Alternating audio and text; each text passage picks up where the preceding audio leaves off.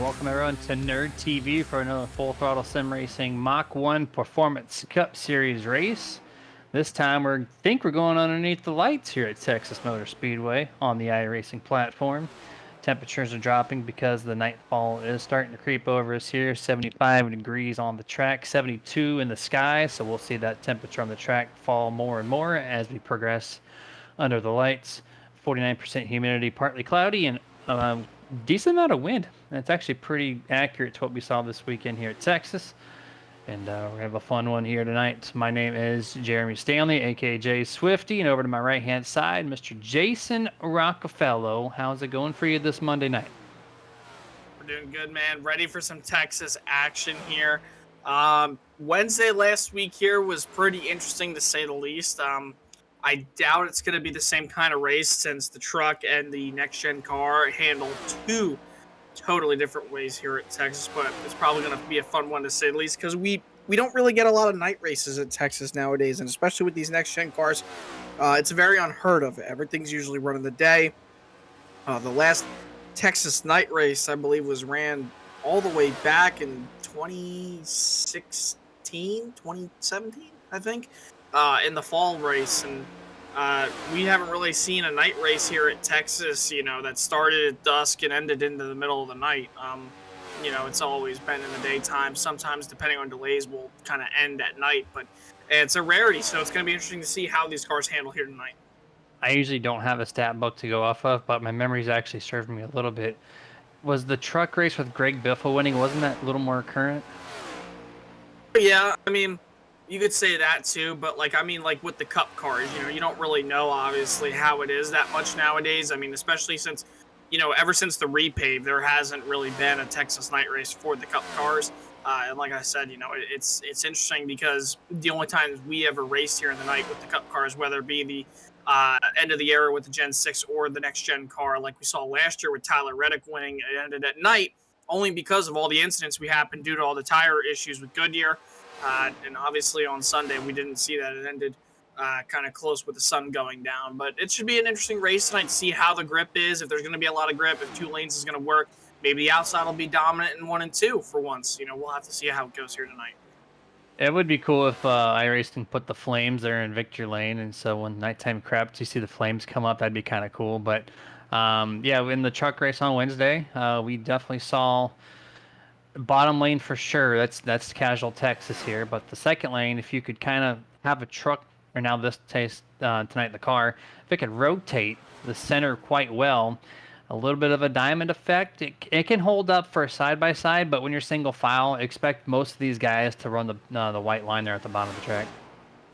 Yeah, for sure, definitely. I mean, Texas really is only a one-lane racetrack, but I mean, on these restarts, it's either kind of a hit or miss with the outside lane going into 1 and 2. You really want to be right down on that bottom lane, right down on that bottom lane into 1 and 2. You don't want to get right up on the apron because that's how you're going to really make your car kind of shoot right towards the outside wall, because the wall will come at you quicker than you think off turn number 2. But in turns 3 and 4, you can really make that middle lane, or what would be considered as the outside lane, in 3 and 4. It can actually kind of work. So, I mean, we'll see how it is tonight. And obviously, with the lack of grip with these next-gen cars, I mean, I know that everybody's like, oh, there's no tire fall if these things have a ton of grip, rear downforce with the rear diffuser, but still, these things just snap around. We saw it with Kyle Larson and Bubba Wallace on Sunday evening, battling for the lead with less than 15 laps to go, 20 laps to go or so.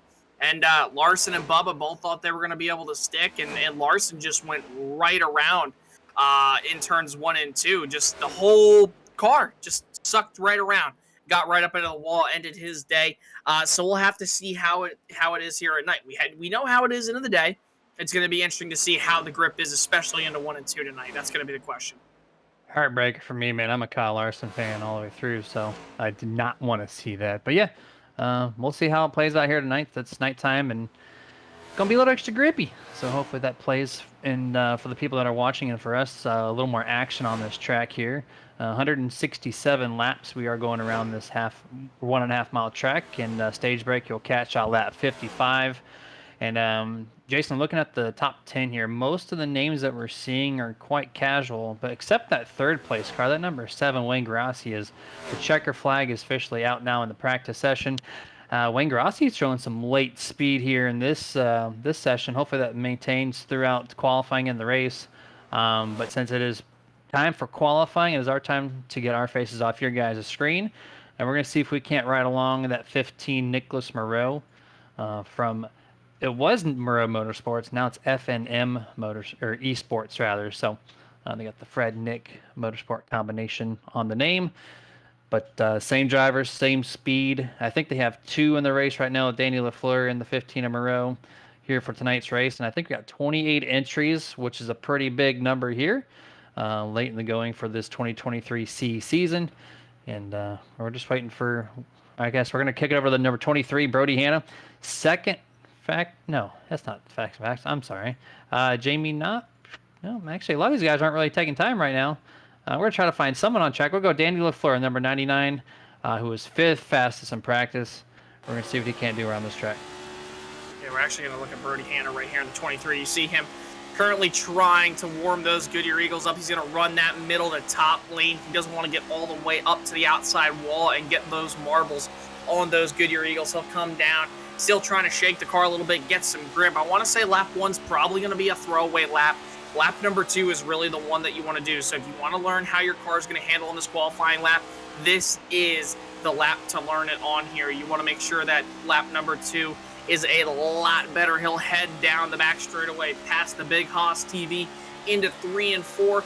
He'll take that middle lane and then start to cut down, so you can just see him. He's prepping already, heading down for lap number 2, but he hits the wall. A hard hit for Brody Hanna. So already, Jeremy, we're seeing these guys, they think they have that grip, even depending on which lane they are. No matter what, these things are still snapping loose off the corners.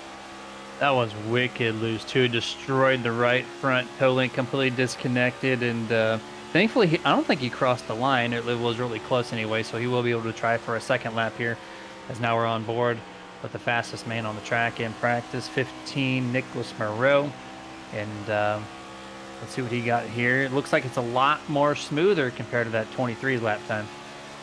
Yeah, no doubt about it. And he's already getting ready to go here for lap. I believe this is going to be lap number 2 coming up. So you see him, he's prepping. He got up to the top side, not all the way up top, but enough to get enough momentum down the front straightaway now. Hits lap, almost lap 190. Hits 190 down the front straightaway. So really, really wicked time so far for him. Top of the board right now, Kyle Milliken with a 29.2. Well, I hate to tell everybody, but the 29 flat is what you're going to probably want to run if you want to beat Nicholas Moreau, because he was so fast out in practice, was about almost nearly 0.2 of a second faster than the rest of the field. Here it comes off turn 4, 187 at the line, top of the board, 29.244, better than Kyle Milliken by just about 0.05 of a second. That number 15 is wicked fast here tonight. And he almost gave up that qual time, 0.2 slower than his practice, and everyone else on the board did not have that great of speed, except for maybe the 88 of Robert Tracy and the 06 of Daniel Simmons. Let's see if one of those guys. Well, let's ride on board the 06 here, or the 84 at Jamie Knopp. One of these two guys, I think, are going to have the chance here to take the top spot from Nicholas Moreau, as we're going through 3 and 4 now with that 84 car, Jamie Knopp. He's already got 1 lap posted. This will be his 2nd lap of the session. And they cross the line and only going to advance a little bit to a 29.519 is going to put him P12. And now here's the 06 of Daniel Simmons. Yeah, and Daniel Simmons, you know, he's trying to have himself a great night, to say the least. Obviously, you know, last week at Bristol, he was very, very strong, got taken out in a wreck after Jose Acosta got into a lap car, spun himself around and came right down, said that his toe link was broken, could not turn, could not move the way he wanted to, came right down the racetrack into the path of Daniel Simmons, taking not only he, but also Richie Coy out of that race. So Daniel Simmons trying to rebound after a very strong run last week at Bristol, despite coming home in a really poor finishing position. We'll see how it is here tonight, but it looks like Nicholas Moreau, Jeremy, is going to take that pole here tonight. Yep, nobody else on track. Less than 30 seconds left in this qualifying session, and it is over. And it is 9:40 or 7:40 Eastern on the server. So we will start this thing under the lights and finish with no sunlight at all. And like you said, we haven't seen too much of the cup racing underneath the lights. I'm excited for it because we don't get to experience it too much here at FTSR. So anytime we can get a chance to call it underneath the lights, I'm here for it. So, and qualifying is now official. Checker flags are out for the session. And we're going to kick it over to the starting grid here. We're going to wait just a moment for these cars to get gridded on pit road. And they're doing it in the very fancy 45-degree angle all the way down the pit stretch here. And we're going to go car by car with Dustin's awesome camera work here, as he's got a crew member on pit road to get all the action here on the grid. And here we go. Official order. It's going to be 15 of Nicholas Moreau starting P1. 06 Daniel Simmons in second place. Third place, not loaded up yet, 42 Callum Milliken. Fourth place, 22 Robert Malikian. Fifth place is going to be the 77 of TJ Bartel. Sixth place, 19 of Richie Coy. Seventh place, the 31 of Jeff Chandler. Eighth place, 99 Danny LaFleur. Ninth place, the 33 of Sherwood Williford. And the 10th place car there, the number 24 of Jose Acosta. Top 20, you got Lane Allen there in the number 14, starting 11th. Starting 12th, Chad Lang had that beautiful Hot Wheels machine last week. He'll start the 12th spot. You have Rob Tracy, had a good performance at Bristol last week, just had an incident earlier, or not earlier, but later on in the race. He ended up being out of that race. 13th, he'll start. Jamie Knopp starting 14th. He comes in last, seated in the 12th spot in the playoffs here tonight. He'll start 14th. Ben Tracy, 15th. He had a good run at Bristol last week. Wayne Grossi, second in practice, or third in practice, rather, I believe it was. He'll start 16th. Josh Johnson, 17th, trying to rebound after a tough week at Bristol last week. Brody Hanna, 18th. 19th is Steve Loomis. Rounding out your top 20, Chris Beck in the 44. 21st place, the number 11 of Tony Solari. 22nd, James Torrey. 23rd, Stephen Hollingsworth. 24th, James Wallace. 25th, Ryan Chapman. 26th, Brian Dublé. 27th, Brandon Neller. 28th place, Michael Blackner. And the last car on the starting order here is the number 10 of Colton Gum in P29, as Dustin gets his cameraman off the pit stretch there before they start rolling. Smart call there. We're going to go one pace lap before we're going to go green flag. That's the reminder at stage break is lap 55. I do believe these guys can go the stretch before they have to, or before the caution flag will fly for that stage. And we'll have to see. Front half of the race typically going to be pretty quiet, but the back half of the race, we don't know. We've been surprised with long green flag runs and a lot of cautions. So we're getting closer and closer to the very end of the season. So people are antsy to get their points in. We need some must wins, at least the guys in the back half of the round of 12, trying to do everything they can to secure a position. And for the round of 8, which is in 4 weeks from tonight, the last 4 on that below the cut line right now is Kyle Milliken in the 42, Lane Allen in the 14, Michael Blackner in the 87, and then Jamie Knopp in the 84. And that'll be our last 4 cars here. We're going to go green flag in just a moment. Waiting for the pace car to dip down pit road here. And then we're going to go 167 laps around this 1.5 mile. I said that twice now. I don't know why I'm saying that. Around Texas Motor Speedway. Just waiting for the green flag. It is out. It is underway here. The 15 of Nicholas Moreau gets a great launch here over the 06. And Daniel Simmons clears them by 2 car lengths already before they get to even turn number 1. Everybody else side by side through 1 and 2, Jason. Great start for Nicholas Moreau, Jeremy. Heading into 1 and 2, you already see some cars like Robert Millikian and also the 19 of Richie Coy. They started to dart up the racetrack. And where did Kyle Milliken come from? Don't know if the 15 had something of a miss on the exit of 2, but now they're battling side by side for the lead. These cars are on the edge of control here on just his first lap. Millikian brushes the wall off turns 3 and 4.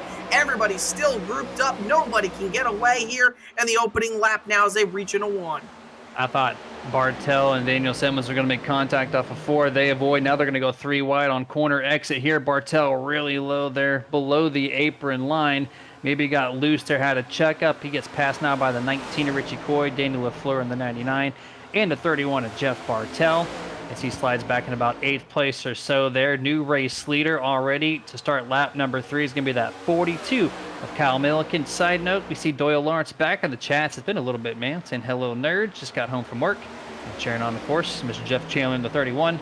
So we're going to see what he can do tonight. But the top 6, 7, they're all single file. Think this is something to note here, Jeremy. Two things, obviously. One being the restarts here that we're going to see tonight. You could just see that track position means so much, and these guys have the grip. You see Sherwood Williford nearly get into Chad Lang right there at the line off turn number 4, but they kept it clean. But everybody looks to be very grouped up. No spacing out just yet, and you can really make the outside or the middle, you could say, and the bottom work. So that's one thing to note.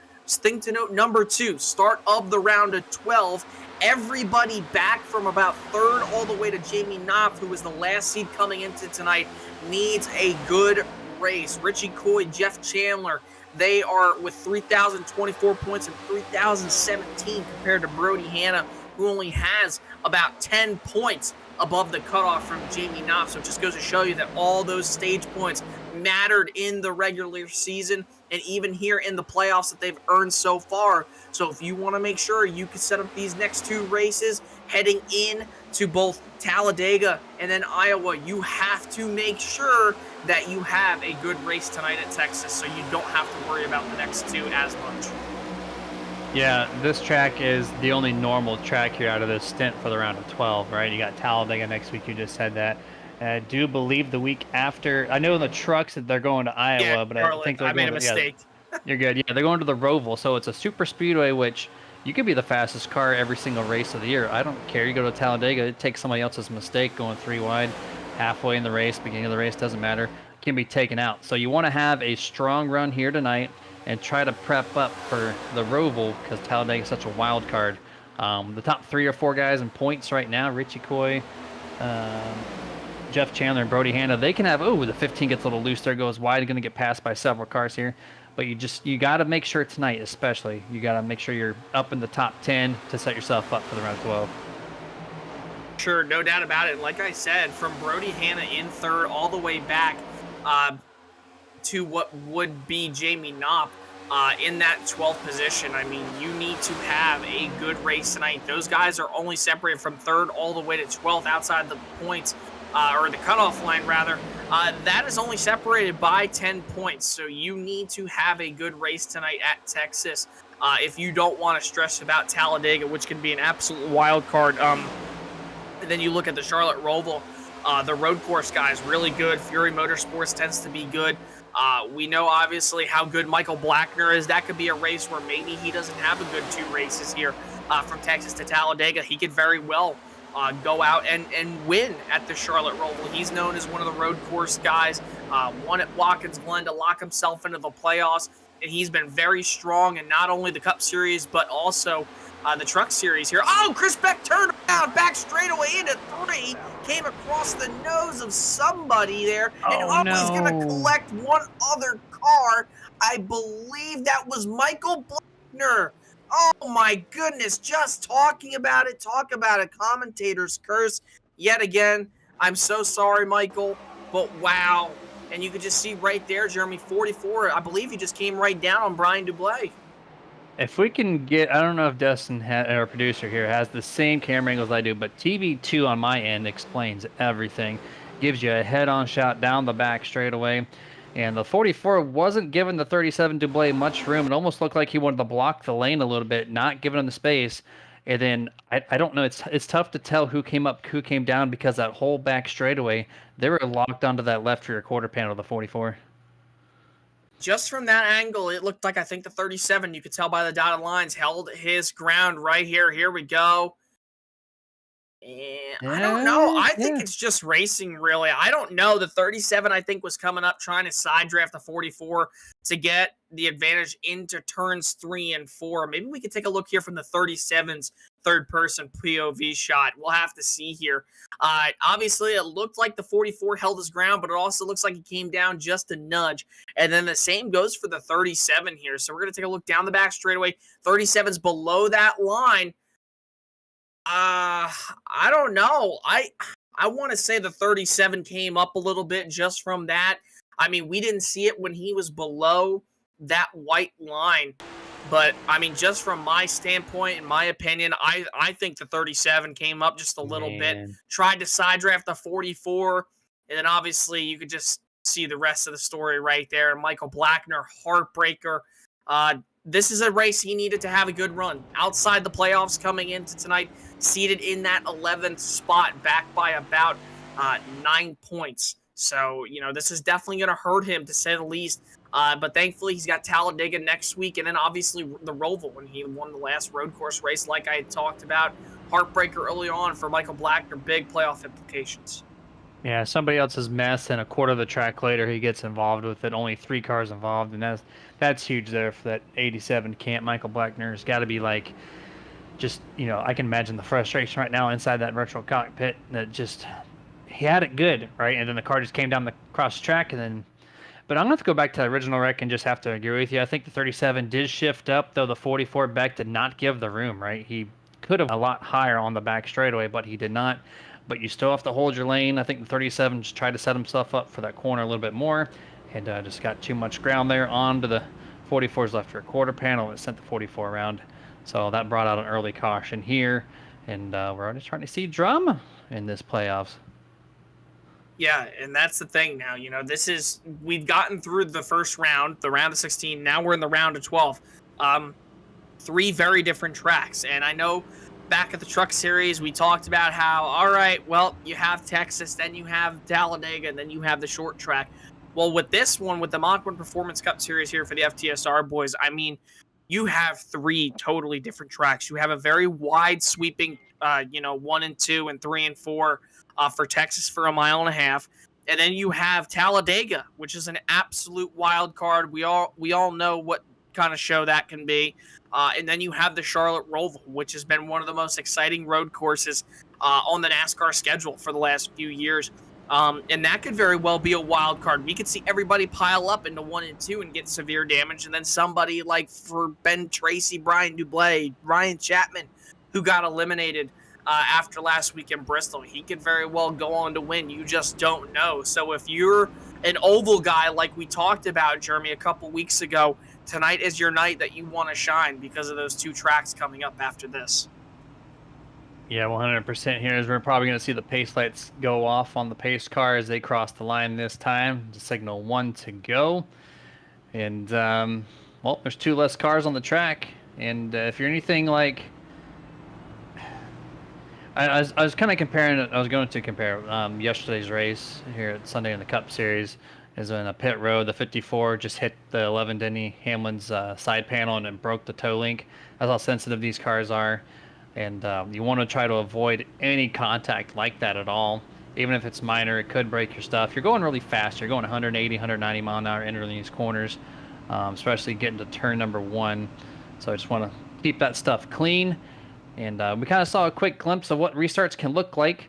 And then we're going to do it a second time here.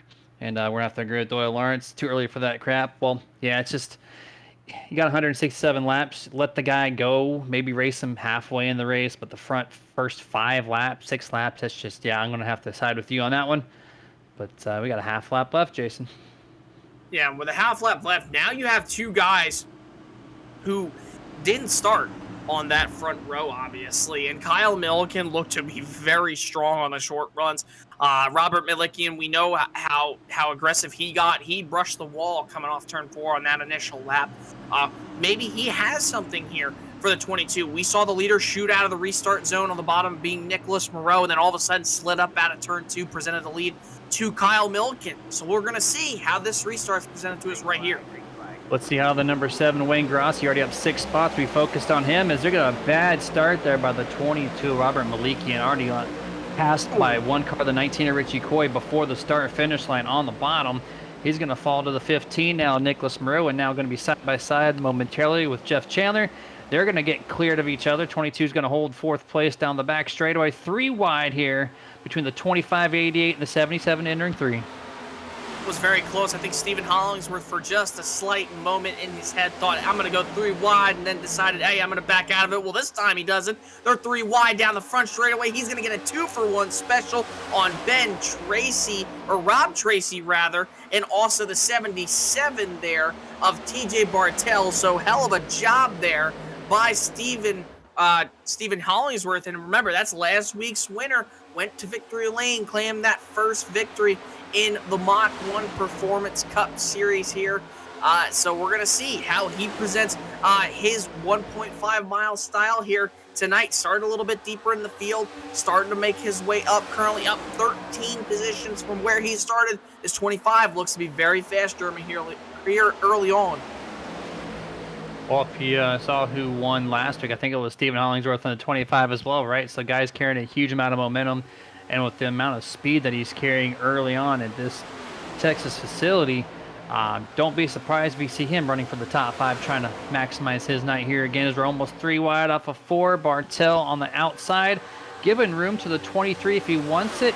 23 is going to elect to at least kind of stay behind. You know, it gets down to the bottom right in front of the 88, Rob Tracy, as the number 7 and 23 is still advancing through this field. These are some of the fastest cars mid-pack right now, is Wayne Grassi and Brody Hanna. Yeah, Brody Hanna just got really loose there for a slight moment off turn number 2 with TJ Bartel. Bartel kind of almost came right off the wall, and Brody Hanna was getting tight, got really loose once he got off exit. But I'm noticing, Jeremy, just like we talked about on that initial start of the race here, on this restart, both lanes are kind of working. Nobody can really get away from each other. You see Brian Dublé, he's working that outside of the track there. And actually, he's going to pull a crossover move as Rob Tracy slid up the racetrack. They're going to go 3 wide for a moment with Knopp on the bottom, but they're going to go back 2 wide racing. Everybody trying to figure out which lane their car handles the best on. 37 trying to get through the field here after being involved in that wreck. We saw the 44 Chris Beck manually disconnect from the server, so the first person out here involved in that wreck on lap number 5 or 6. And now the 37 makes a little bumper-to-bumper contact with TJ Bartel in the middle of 1 and 2. Doesn't look like it's going to affect either one of those two guys. 37-88 still running side by side, coming to 3. Great racing we have early on here, just 19 laps into tonight's event here for the Texas 250, and Brian Dublé trying his hardest to make it up through the field right now. I mean, that car was not handling very good last week at Bristol.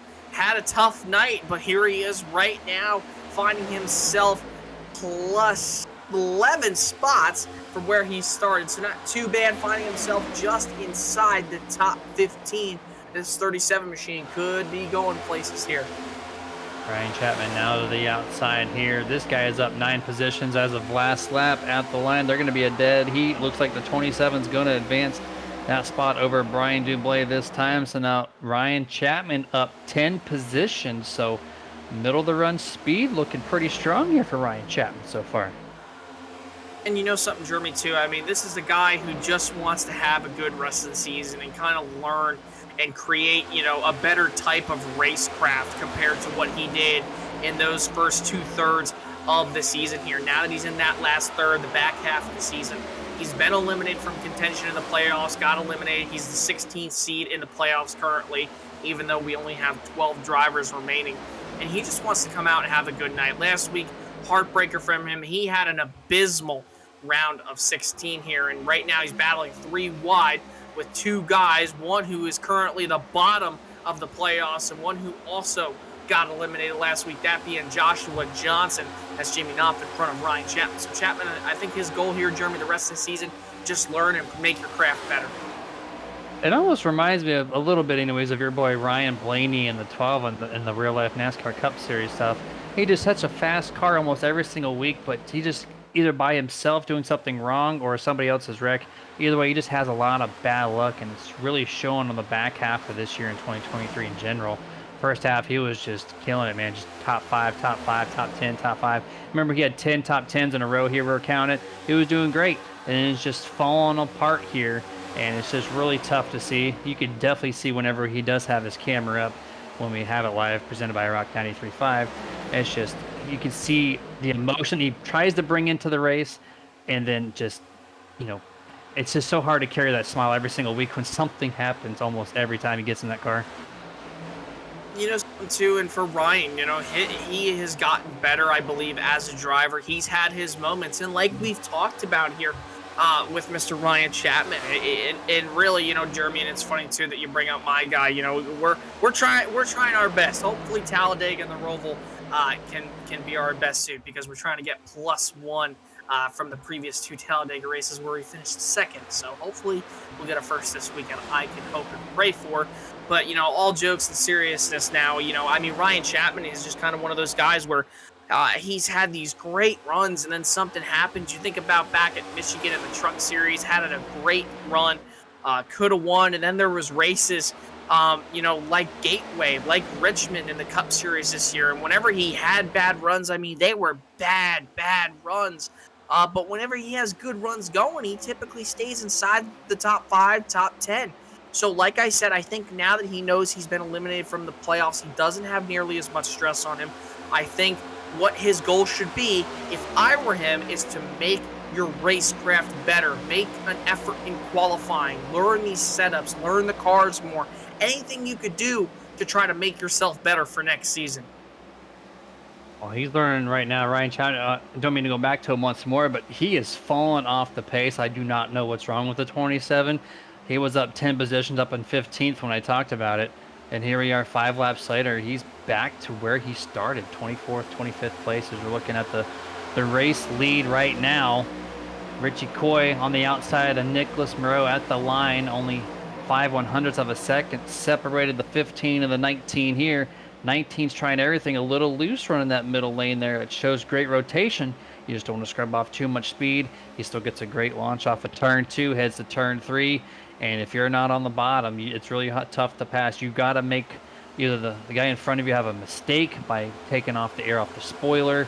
Just got to drive it a little too deep. Maybe he makes a little wiggle. Who knows? But it's really, really tough. You already touched on it, but you're going to just see it this whole entire race. It is so tough to pass here. No doubt about it, Jeremy, but Richie Coy, compared to most of those guys inside the top 5, he was really making that middle or top lane, you could say. Worked very well so far. He got to Nicholas Moreau, nearly completed a pass, and then once they went into 1 and 2, Nick just really had the bottom. But even Nick got loose on the bottom on the exit of turn 2, and so did Richie, but Richie didn't get nearly as loose as Nick did, and I think that's what enabled him to really stay as close as he is currently, or else I think he'd be a little bit further back. But this 19 machine, we know how good he is on the long runs. I really do think he probably has something for Nicholas Moreau. And we know how fast Nick was last week at Bristol. Richie as well. Richie had a really quiet night up until the end, had a really good position, slammed the wall, bent one of the toe links in the right front late in the going, I believe it was. And then all of a sudden just got collected in Jose Acosta, Daniel Simmons. Oh, we got a wreck. There. Oh, sorry about we got that. a wreck. 57, Joshua Johnson on the front straightaway, coming up to the first kink there. Got turned. At least I'm going to take a look at it. Actually, he got loose right in front of the 23 Brodehano, overcorrected, and slammed the outside wall. We're going to catch it on the Nerd TV replay. They see him running up middle of the track. You see his rear end already sticking out a little bit. That means he is loose in the center 3 and 4. Off corner exit where the track gets a lot flatter. That the transition just not friendly with a loose setup. He runs wide, maybe into the little marbles that are starting to build up there. Really loose, really loose. You see the car turning hard right and just overcorrected it, and thankfully no one else was involved as he slams the outside wall with his nose of the car, but everybody else seems to be unscathed. The biggest concern for that 57 now is how is that left side? Did you bend a toe link? What's the splitter damage like? We see right here from the driver's POV, from the helmet cam, you see him off turn 4. Things are already starting to get loose, and he just overcorrects it, locks it down. Like I said, the biggest concern for him is, did he bend a toe link in the left rear of the car? And how bad is that front bumper or splitter? Because, obviously, Jeremy, from driving these things, and I know our producer Dustin knows, you bend that splitter in the front of that race car, it can drag, it can create no downforce. You can have too much downforce.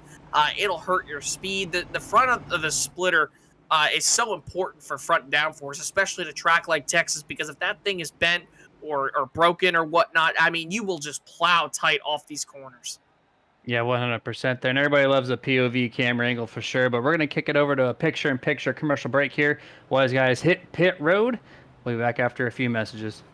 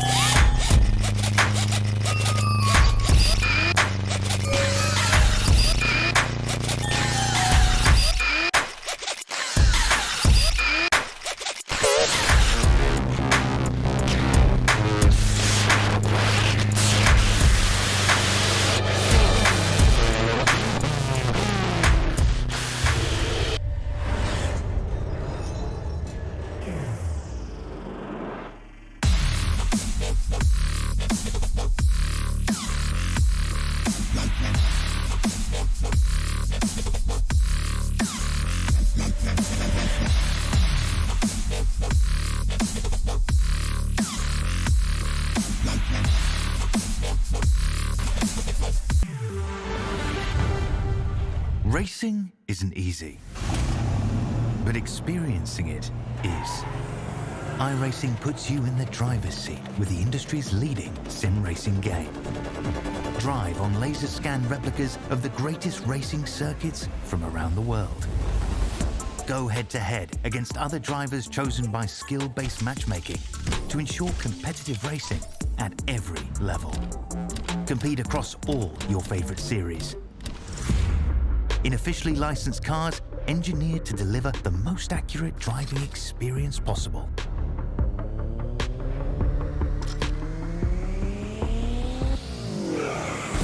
Join a race or host your own with players from across the globe. Race against the computer or in a league with friends. Feel the thrill behind the wheel. Visit iRacing.com. Show. And back to full screen action here. Well, coverage anyways, is we got a half a lap left before we're going to go back to green flag, which will resume on lap 36. So stage break 20 laps away once we hit the green flag here. And last restart looked pretty good. The first restart, well, I take that back. The 22 Malikian had a terrible restart. So let's see if Jose Acosta can make up for that on the outside front row with 23. Brody Hanna leading the way. So 23-24. P1, P2. Every single start we've had so far, Jason, has been a completely different set of cars on that front row. Pace car is down. Green flag is out here for the third time this evening. 23 and 24 just clear the field by 2 car lengths before they even get to the start-finish line. The 17 this time with a really bad start. Looks like he missed the shift. It's going to have the 15 of Moreau, the 19 of Richie Coy, a bye, and then the 31 of Jeff Chandler, trying to make that pass happen over Steve Loomis in the 17. He's going to go 3 wide now as he's going to drop more and more spots here. Not a good restart here for that 17.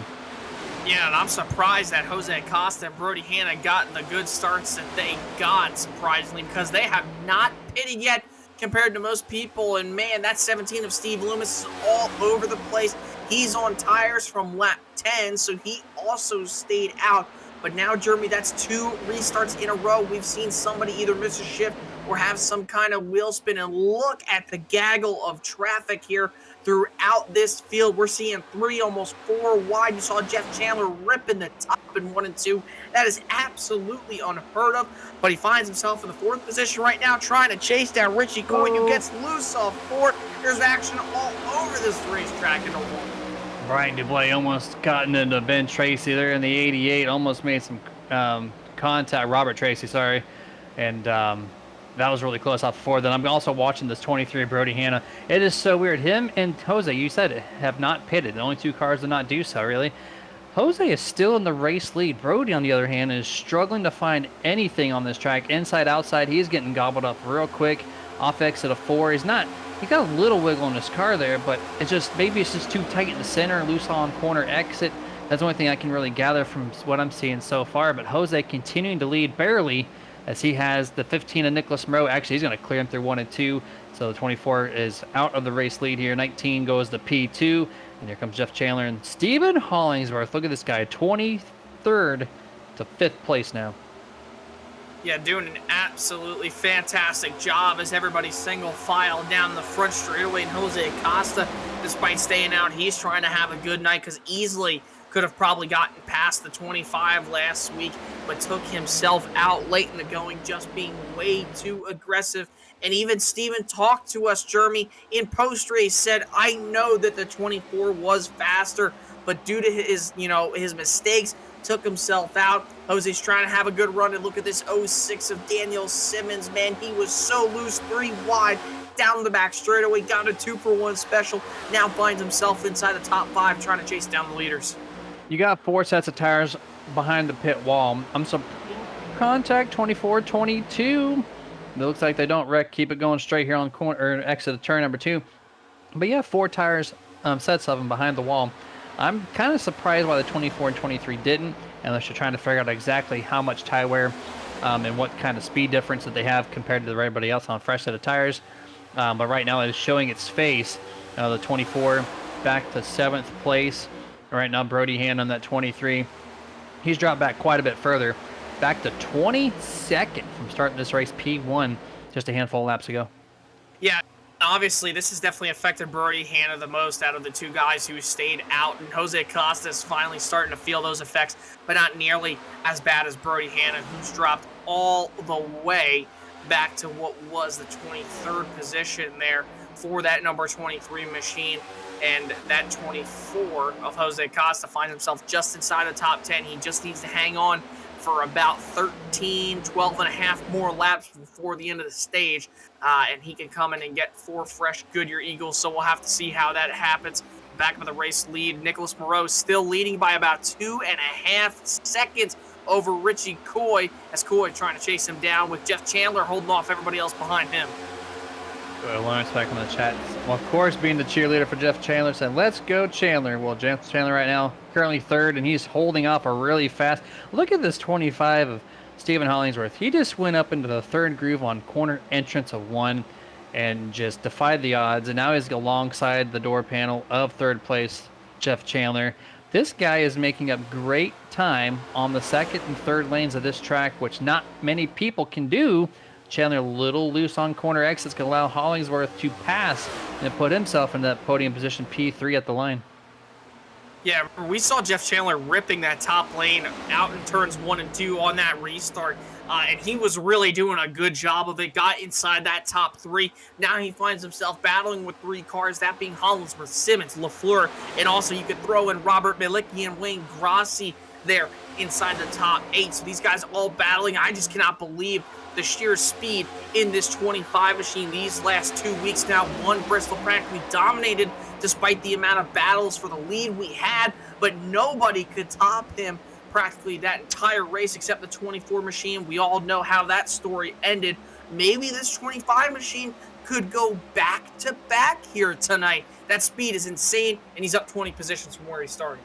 Look at this big group of cars, the 06, Daniel Simmons, Daniel LaFleur, Robert Malikian, and Wayne Grossi. They are just waiting and waiting for these two guys to not be side by side. The 25 almost had Jeff Chandler cleared in 3, decided to not go down and cut him off there.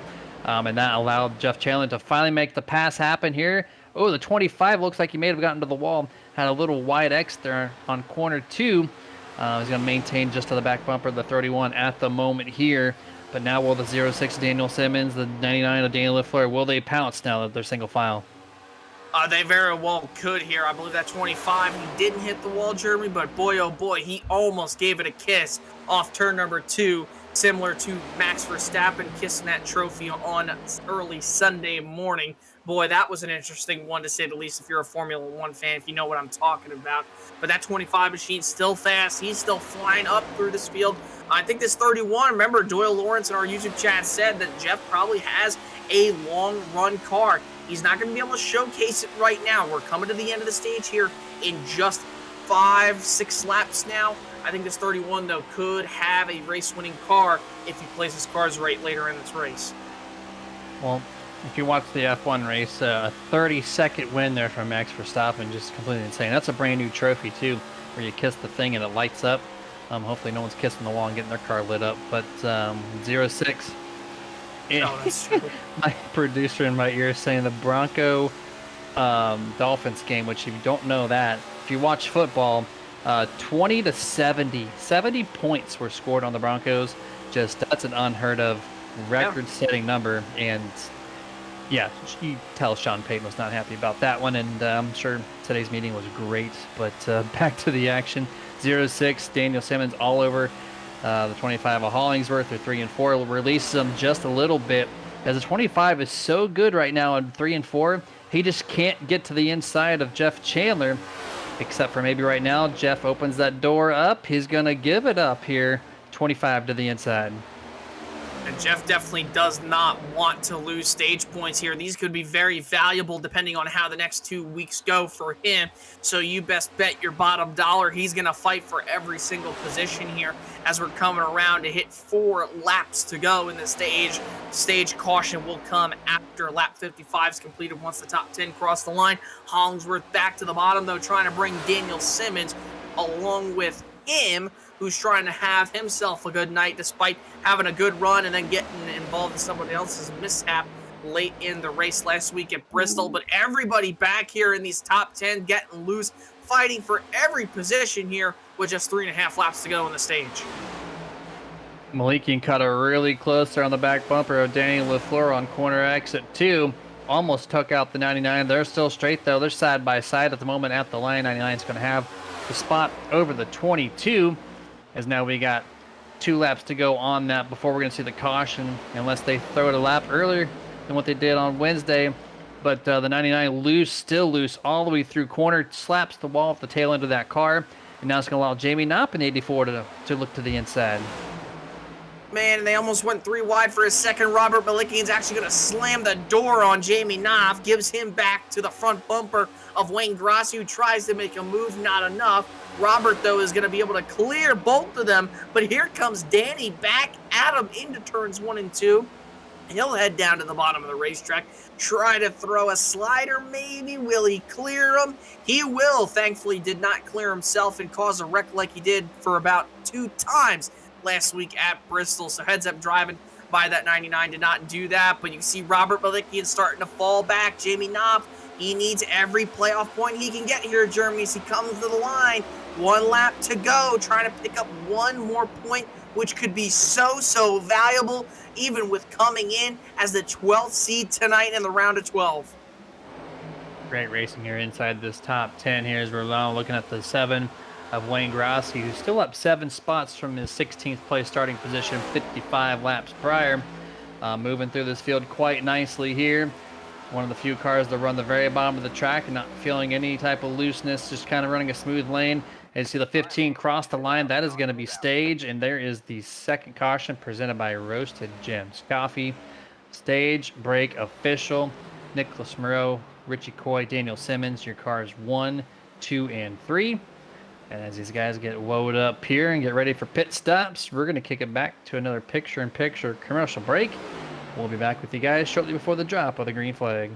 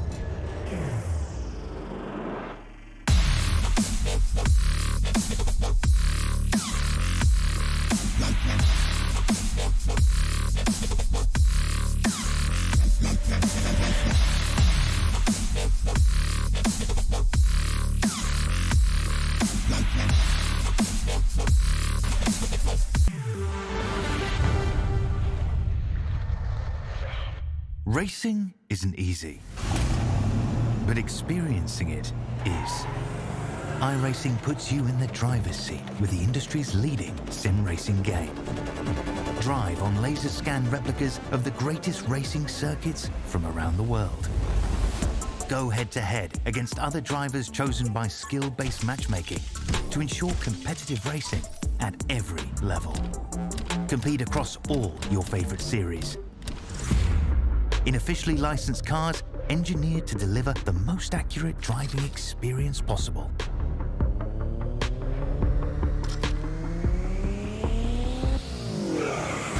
Join a race or host your own with players from across the globe. Race against the computer or in a league with friends.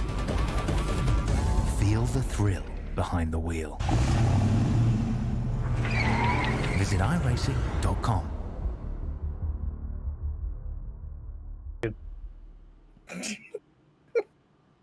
And back to full screen here as pit stops have been completed. And, well, we're looking at a new leader once more. I think every single restart we've had, this will be the fourth one, and it'll have a fourth different leader.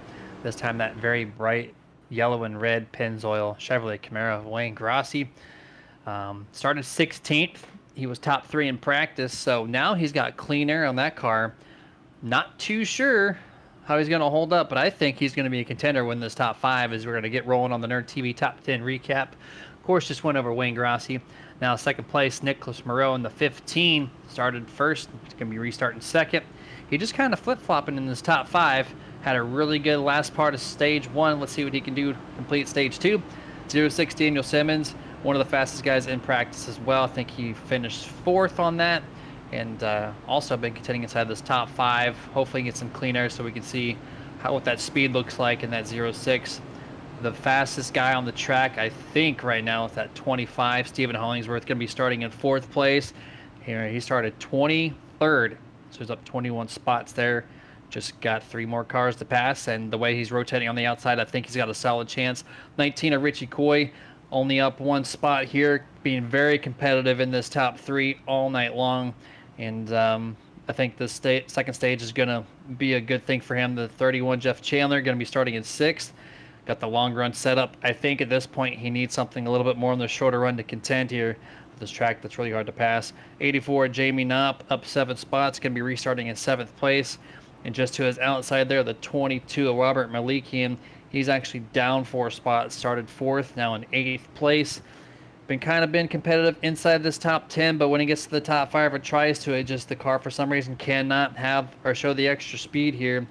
9th place, Danny LaFleur, only down 1 spot, and then Lane Allen in the 14, up 1 spot. So just kind of maintaining inside this top 10. And that's your Nerd TV Top 10 recap as the pace car comes down to pit road.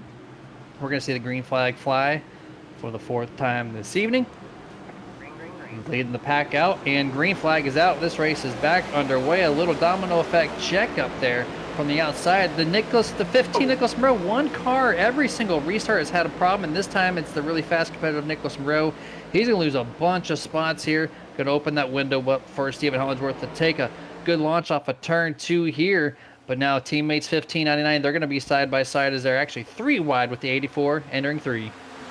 And Stephen Hollingsworth cleared both of those cars, being on the worst lane coming off turn number 2. I'm telling you, Jeremy, that 25 machine is one to reckon with here tonight, man. He means business. He said, yeah, I'm going to dominate Bristol, but how about I'm going to do it again? It's like, hold my beer. You want to see me do it again? The SpongeBob says, I believe it is. I was never a SpongeBob person, so hopefully I quoted that right. But he is super fast. Everybody, though, double wide, 3 wide at some points. Again, like you said, Jeremy, we've seen 1 car every restart so far have issues. The 15 had one. Don't know if he missed a shift, maybe slipped the gear or something. But that 15 caused a huge stack up after the start-finish line, then lost 1, 2, 3, about 4, 5 positions about heading into turns 1 and 2 there just a couple laps ago. At this point, we're guaranteed an issue. Every single restart, we've had someone miss a gear or just not go. Oh, we got a wreck here. 84 and the 99. Hard crash on the back straightaway inside retaining wall. 99 slides back up the track. And oh no, the 10 of Colton Gum, the 17 of Stephen Loomis also collected late into this wreck here. And that's going to be a 5-car incident here on the back straightaway on lap 63. Danny LaFleur quickly gets to the tow truck, brings him to pit road, so 7-minute retow, plus probably a required repair. What a nasty hit here as we go to the Nerd TV replay.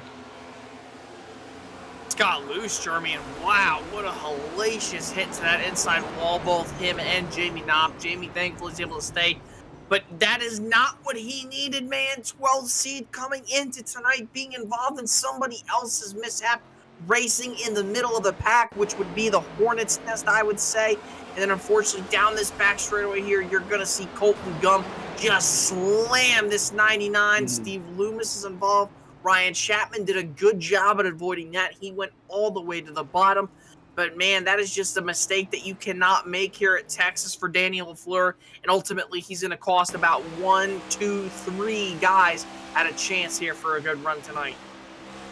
Yeah, and that's evolving chase driver Jamie Knopp there in the 84 initially. And that 10, Colton Gum, when he hit the car, or Daniel LaFleur there on the back straightaway, that actually killed the engine for Danny. So I think that's going to be an expired car there for the 99, as we're getting multiple camera angles this time from the 10 of Colton Gum. Can't see.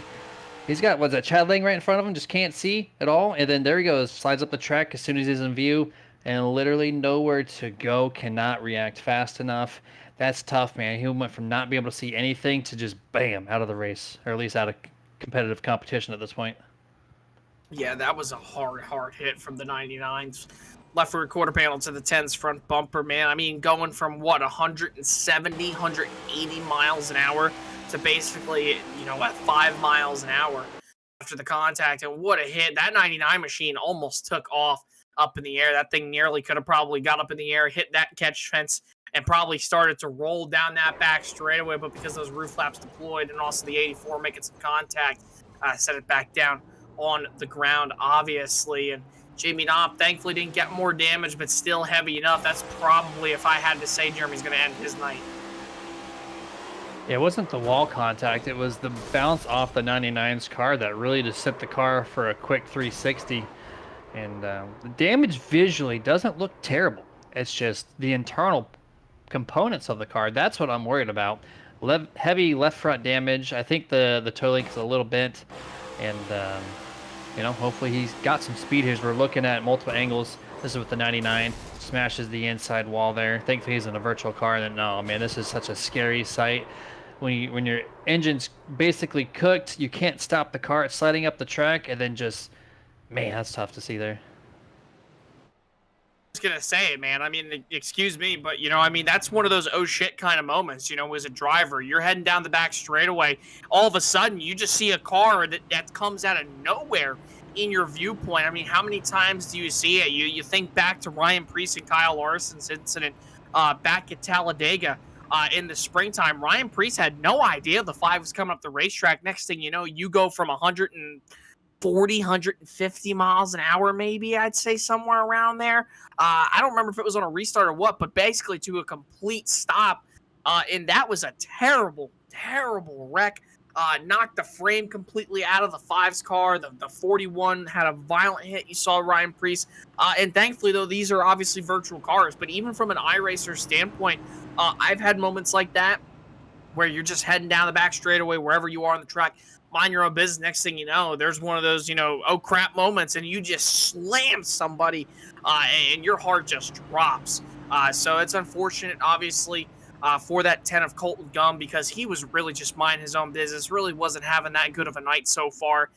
Definitely just made his night worse, and obviously the big heartbreaker, Jamie Knopp, and all this. And it looks like our Lucky Dog Award winner is going to go to that number 57 of Joshua Johnson. I saw him take off from the pace car lap prior. So that'll be our first one of this evening. There he is, 57, going to the tail end of the field. And he gets his Get a Grip Award presented by Martin Sports. And so that's going to put him back on the lead lap. P24th, I do presume here. As we're going to have one lap to go before we're going to go back to green flag. And just a quick plug of our series sponsor, Mach-1 Performance, presenting sponsor of the Cup Series every single Monday night here at FTSR. It's a race car fabrication shop that was started by Johnny Coy Jr. and it has produced champions and winners of all sorts of racing divisions, from road circuits like the SCCA and NASA to dirt and pavement oval racing. So visit them on Facebook at facebook.com/Mach-1 Performance, and to get your car into winning shape. And if they're in your area, that's the place to go. Mach-1 Performance. And, well, this is a fifth restart and fifth different leader, Jason. This time it's going to be number 25 Hollingsworth, who just benefited from the 15's mishap going through second to third gear, I would presume. And this 25, though, I think is going to be the guy to beat from this point forward. I don't see him losing this lead on the short run unless he makes a mistake. Who's going to make the restart mistake? We've seen it for the last 4 times. Who's going to do it this time? Waiting for the green flag to fly here. And it is out. Green flag is out. We're good to go. And it looks like a lot cleaner start through this top 10, Jason. Yeah, see any kind of issues. The only really separation I see is from the 19 to the 15 and then the 33 on back. But everybody with this good restart is going to be racing, barreling it down to 1 and 2. And this time off turn number 2, Daniel Simmons was able to get around Richie Coy. That drops him back to third. Nicholas Moreau, he's going to rip the top, get by Jeff Chandler, trying to put him in position to get around Richie Coy, with Coy moving down to the bottom on Daniel Simmons this time, hitting lap 69. Nice. Very nice lap there. Is the 23, Brody Hanna, for some reason called pit road entrance on the very first lap of this start. And now he is down pit road, so issues maybe mechanically with that 23 Brody Hanna as he's hitting his box 3, 2, 1. Not sure exactly what's going on here. We'll have to try to keep you updated where we can. But jumping back to the race here, race lead 25, Hollingsworth has about a second car length over the 19, Richie Coy, which has a 3 car length gap between him and the 15. He's worked his way back up to third. Nicholas Moreau on the hunt to go back to P1. Yeah, Nicholas Moreau is trying his hardest to get back to the front. Remember, he lost a lot of position. Oh, the 25 is Stephen Hollingsworth taps the wall off 1 and 2. We're going to have to get a replay of that to see how bad he hit that wall. I'm not seeing a lot of damage here, Jeremy. We're going to VHS rewind it. 25 just gets a little bit tight on exit, slides up, just brushes the wall. I don't think it's going to be that bad. But then again, Jeremy, you mentioned a great point about the last wreck. Everything looks fine externally, but internally, that's a different story. Yeah, 100% there. As you see the 23 merging back onto the track here from his pit stop a couple laps prior. It's going to shift the leaders up a lane here or so. 25, make sure not to hit the wall. He gets really close that time, cuts quickly down to try to break the draft between him and the 19 as they go through the front stretch into turn number 1. 23 remains on the bottom here. Richie Coy going really high up on the track. I think it's the first time we've seen the 15 and the 19 and most others get to that third to fourth lane in turns 1 and 2 where there's just absolutely no speed, at least in my understanding of this racetrack now after the reconfiguration of 1 and 2. They still see the 31, the 15. They're remaining there up through 3 and 4 as they might have found some speed here in the middle of this race. Yeah, well, I mean, also you have the 23 of Brody Hanna right down at the bottom of the racetrack. You don't want to get up right beside him on that right door because like we talked about earlier on, Jeremy, back to the Kyle Larson, Bubba Wallace incident, that happened going into turn 2 late in the going on Sunday. Ultimately, Larson gets sucked around, starts sliding up, wrecks himself, almost took out Bubba Wallace in the process. That could have happened to the 23 had he have had somebody on his door, or it could have taken out both him or Richie Coy or Nicholas Moreau. You don't know. So I think that's why the 19 and the 15 had to go to the top because they didn't want to put themselves, in that vulnerable position. But ever since this 25 has hit the wall, Jeremy, I've noticed Richie Coy's been able to close in a lot quicker here down these straightaways. And yes, there is a little bit of a toe with draft, but it's not as strong as the trucks like we saw on Wednesday night last week. But this 19 starting to go in the attack mode, looking for the race lead here on Hollingsworth in a 1. That right rear is such a pivotal part of the car when it comes to downforce in the center of the corners. Of course, when you enter the corner, the right rear kind of sticks out further than the left or right front rather. And then the air pushes that car down when the fender flares out above the rear tire. And when you pancake it, you don't have that downforce to push the right rear into the track and you lose a little bit of grip. You feel a little bit tighter. And now we're seeing the 19 take advantage of that just a little bit quicker each corner. And off turn 3 and 4 this time, you're going to see the speed carry the 19 to the inside of Hollingsworth here through 1 and 2. They're going to be directly side by side. The 25 is going to fall just a little bit in center. Gets a little launch here, but watch out for 3 and 4. We're probably going to see the 19 take this lead. Yeah, but here's the thing, Jeremy. If they do, in fact, stay side by side right here off the corner, which it's looking like they're gonna, this 15 is gonna have a massive run coming down into turns 1 and 2. You see the 19 trying to side draft. Here comes the run from Moreau. He's gonna stick right behind him, follow Richie Coy on the bottom. Doesn't want to kind of put himself in that vulnerable position of not only getting wrecked, but also that 31 and that 06. And you saw the 19 right there get wicked loose. But everybody right now in this top 5, they're having one heck of a battle. Hollingsworth's putting on one heck of a fight on that top side, but at the expense, it's going to be probably a little bit of tire wear for that 25 as the 19 looks to finally complete the pass on a 1. Touch up on the 23's random pit stop there on green flag. I think it was just damage excess that he could not repair underneath a caution brake. He's only one of 5 cars that have pitted 4 times or more in this event, and the other 3 are in the back half of the field, so not entirely sure what that was, but it looks like that car is very competitive if he remains in this top 5 grouping here with the 19. The 15 gets wicked loose again. Oh no, here we go. Into the Jeff Chandler 31 machine, into the 23 of Brody Hanna. We're staying green flag. Oh no, here we go. Oh my gosh. Huge wreck there. Oh, this is going to be big. Costa, 7, 8, 9 cars piling in here into the entrance on turn number 1, and that is the biggest car wreck I have seen at Texas, I do believe, in my life. Man, that looked really, really similar to that wreck back in 2020 off turn number 4 with Kyle Busch and Martin Truex Jr. causing a massive pile-up down the front straightaway. And it all started with the 15 trying to step out right here. And then all of a sudden, everybody's racing. Nobody can see. Next thing you know, the 4 of Chad Lang, nowhere to go, gets involved. Jose Casa, Grassi, Solari, Chapman, Blackner again. Ben Tracy, Bartel, so many guys involved in this right now. We're going to have to get more replays in Germany. While you break this down here again, I'm going to take a look and see how many playoff guys we had involved in this. This view right here is the one I wanted to watch. It's just, I don't know. I know the 15 was in the middle of the track, but Chad Lang almost didn't look like he pressed the brake pedal. He didn't look like he wanted to shift his lane. I don't know if he just assumed that Nick was going to move back up the track or down. I'm not too sure.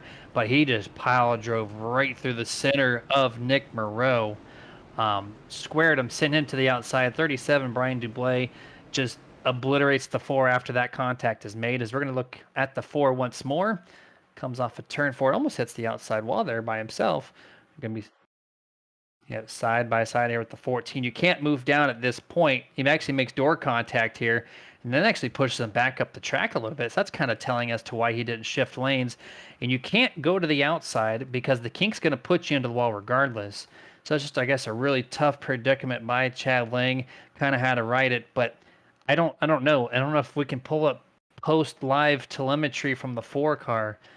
But the brake pedal, I think, would be the telling sign of that. And then you see the rest of it. The 24 pile drove by the really fast Wayne Grassi, Ben Tracy in the 8 on the bottom. Now here comes the 88 of Robert Tracy. So both Tracy's involved. Tony Solari, it looks like it's in the back of Jose Acosta. You see TJ Bartel involved. And now here comes Michael Blackner in the really awesome microchip paint texture 87 car. And that's where the huge pileup happens at the bottom of 1. 4 playoff drivers involved in this one. Jeff Chandler obviously got some damage from the initial start, and then you saw the following after wreck, that second wreck. Chad Lang, Wayne Grassi, Michael Blackner. Let's break this down right here heading off turn 4. What this started with is you see the 15, he slides up. He gets aero loose. He's trying to save it, and he does a hell of a job right until here. This thing starts to snap around again, and then all of a sudden, the thing just snaps, comes right up. Jeff Chandler, nowhere to go. Brody Hanna involved in this one. Jeff Chandler, though, man, hell of a save by him because he should have been wrecked. And then the 15 runs it into the wall, and they had it saved up until everybody was coming. Some drivers probably didn't see him, and then here comes Chad Lang. Just nowhere to go. Obviously, just runs right into the back of him. Massive melee. 15 nearly goes right over on his lid. And then that really explains the story. And Jeremy, really the outcome of this when you look at it, and if you want to come to a, in a sense, like a final, word or verdict, I guess you could say, if that's the right word to say. I mean, there's nothing really wrong that the 15 of Nicholas Moreau did. It's just he got loose, tried to save it, and we saw that happen in practice. We've already seen it here tonight in the race. Off 4, one of those incidents where with the transition, with the banking, it's very awkward here at Texas because 3 and 4 is a lot more banked by about, I want to say, 4 degrees more than 1 and 2. But because of that little hump coming off turn 4, that transition can really upset the car. And it's a very awkward transition. And there's just nothing that you can do as a driver. So the 15, nothing he could do. Not his fault, just a racing incident. And then the 31, just nowhere for him to go. But Jeff Chandler, that very well could have saved his playoff hopes here, Jeremy, just from being able to save that race car. Yeah, and I got confirmation by my producer, Dustin, that we cannot give you telemetry that's not live. So, but it's just, I think the brake was just applied a little too late. Either way, there was going to be contact regardless. It was just the amount of it and what happened after the facts. But yeah, I want to actually give, you touched on the 31 Jeff Chandler. He's going to get that save award, the Martin Sports Get a Grip, not Lucky Dog award. Especially not Lucky Dog for being a part of that wreck. But the way he was so sideways on that first kink and was able to drive it straight off from basically spun out. Excellent wheel handling there from the 31 of Jeff Chandler. And Doyle Lawrence on the chat just like saying, what the hell, that's his driver he's cheerleading on here. We covered all angles of it, man. Hopefully that kind of painted the picture for you. 15 just got wicked loose, and the rest is history there. But we're at half a lap. We're going back to green flag as we're going to jump one more time to the No TV replay. And if we can do a little quick rewind, this is when we're going to see him get really loose here. Look at this, a little tribute to Ken Block here to the first kink. Here's the steering wheel. Here's the loose. Here's the contact. And look at this. It's just, he spun. Jason, he's gone. And then, the wheel's not even turning. I'm just impressed by that. I don't know if that was braking gas combo, but no wheel input basically. And he drives straight. But we're going to kick it back to live here. Pace car is down. Just waiting for that green flag to fly once more. 6 for 6. We have a new leader on this restart, the 19 of Richie Coy. But Stephen Hollingsworth out of a can is going to clear the 19 before the second kink of the front straightaway. Try to bring it down. He does so. 25 back to the point. And what a great run by the 25. Actually gets a little bit of a bumper put to him by that 19 machine. And Richie got a little loose off turn number 2. Everybody though files out down the back straightaway into 3 and 4, going 2, almost 3 wide. Daniel Simmons way up the racetrack into the path of the 14 of Lane Allen. They'll slow down. They'll be able to check up, keep on going as Simmons continues to drop back now into the clutches of Kyle Milliken into 1. Richie was all but to the bumper of the 25 there, but released him at turn number 1 as we jump the camera back up to the top 5 here. Single filed out here 2 laps after this restart. The 19 gets great speed down the back straightaway. I don't know if that car just has more horsepower than the 25 here. Both running Mustangs in this Cup Series. At the line here, the 25 has them by a car length. The 33 of Williford, where did this guy come from? Started 9th place. Hasn't really shown his face in the top 5 up until this start. And look at him, he's competing here for this race lead. Such a good run for Sherwood Williford, man. We have not seen him up here really most of the season, but except for that one win at Indianapolis that I had the joy to take part of, that was a great run for Sherwood here this season, and he's trying to do it again, and that was all the way back in the summertime. Now we're in that fall stretch towards that last half of the season, and Sherwood's showing that he has the strength. He started inside the top 10, Jeremy, so it's not like he doesn't have a fast car, but he is right there, right behind the 2 race leaders in case something happens. Coy to the inside, he'll be able to clear the 25 off turn number 4, with Hollingsworth getting a little loose, and Sherwood now battles for the 2nd spot now onto lap 88. And this guy has found some speed here in the middle of this race as we're on the back half of this 167 lap race of the Texas 250 for the Mach-1 Performance Cup Series. 25 gets a great launch once again off turn number 2. It's going to clear Sherwood Williford, put him back to 3 for the 33 car. And look at James Walls here in the 67. We haven't talked about him much throughout the back half of 2023 period. And here he is now running inside the top 5. He's got Robert Malikian to his outside there, who he's competing for 4th place with right now.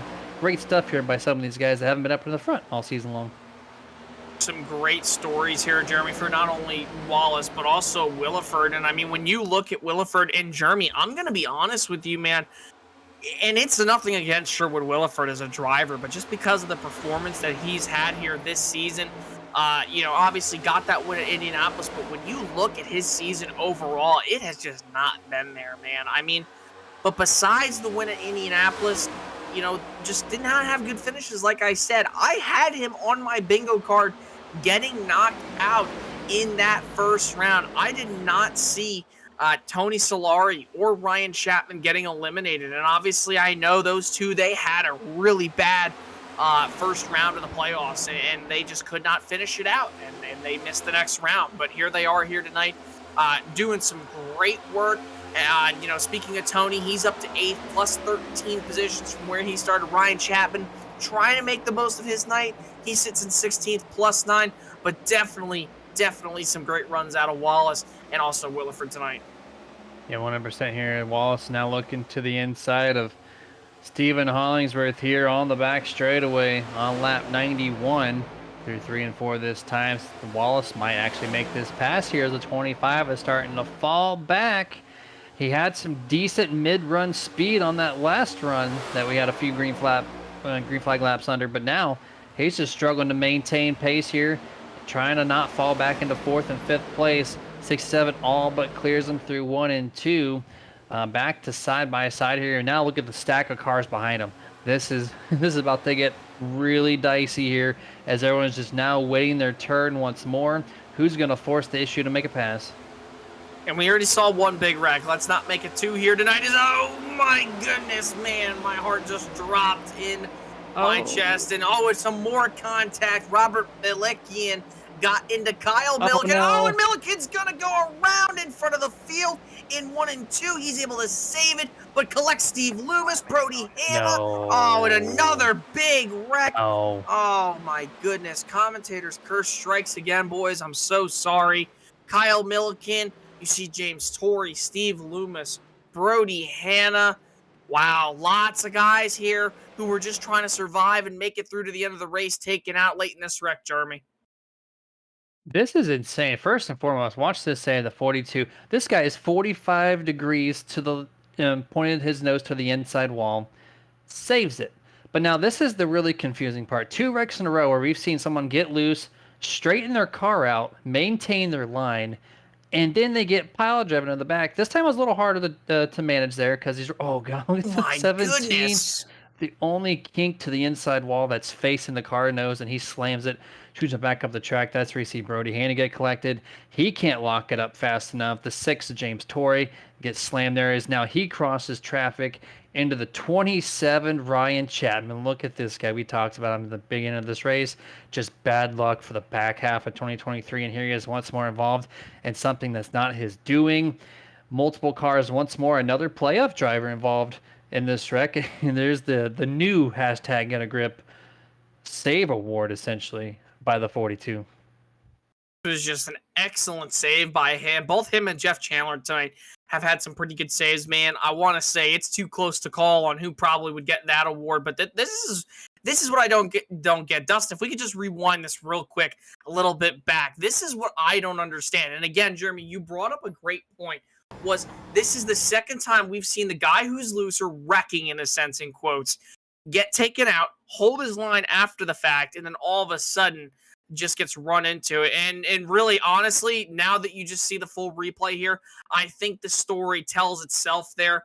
I don't think Steve, obviously being so many positions back from that 42, sees it. You can see right here, perfect. Dustin knows what I want. 87 is in his view. He has no idea the 42 is there. And then all of a sudden, 42, oh, hello there, Martini and Rossi. And he's just going to plow the left rear of that number 42 machine. And I want to see if we can go back to turns 1 and 2 from the 17's perspective from that driver's helmet cam, because that 42 is way out in the distance. If I'm Steve Loomis, I'm not focused in on that 42 car. This is perfect. going into 1 and 2. 42 starts to lose it. Yeah, he's starting to focus. I'm sure he probably sees the 42, but then thinks he's going to save it. All of a sudden, next thing you know, he's like, all right, Price saved it. Oh, wait, he didn't. Oh, crap. Oh, SHIT goes right into the back of him right there. You saw him. He had the wheel turn normally until he got view again of the 42, and then he made that sharp cut to the inside. Look at that impact to the inside wall. 17's front wheels came off the ground. The 23 drives him up into the wall, which further launched him. And then that's where the 6 and the 27 get involved on the upper half of the first part of the back straightaway here. The front clip completely gone from James Torrey. And Ryan Chapman, I mean, the nose damage doesn't look too bad for that car. I know he was locked up a little bit, so the impact wasn't as hard as these other guys who had it. But man, oh man, 2 big wrecks here back to back here at Texas Motor Speedway, under the lights, full of action. And I did not have this in my bingo card. No, I didn't either, Jeremy. And honestly, tonight,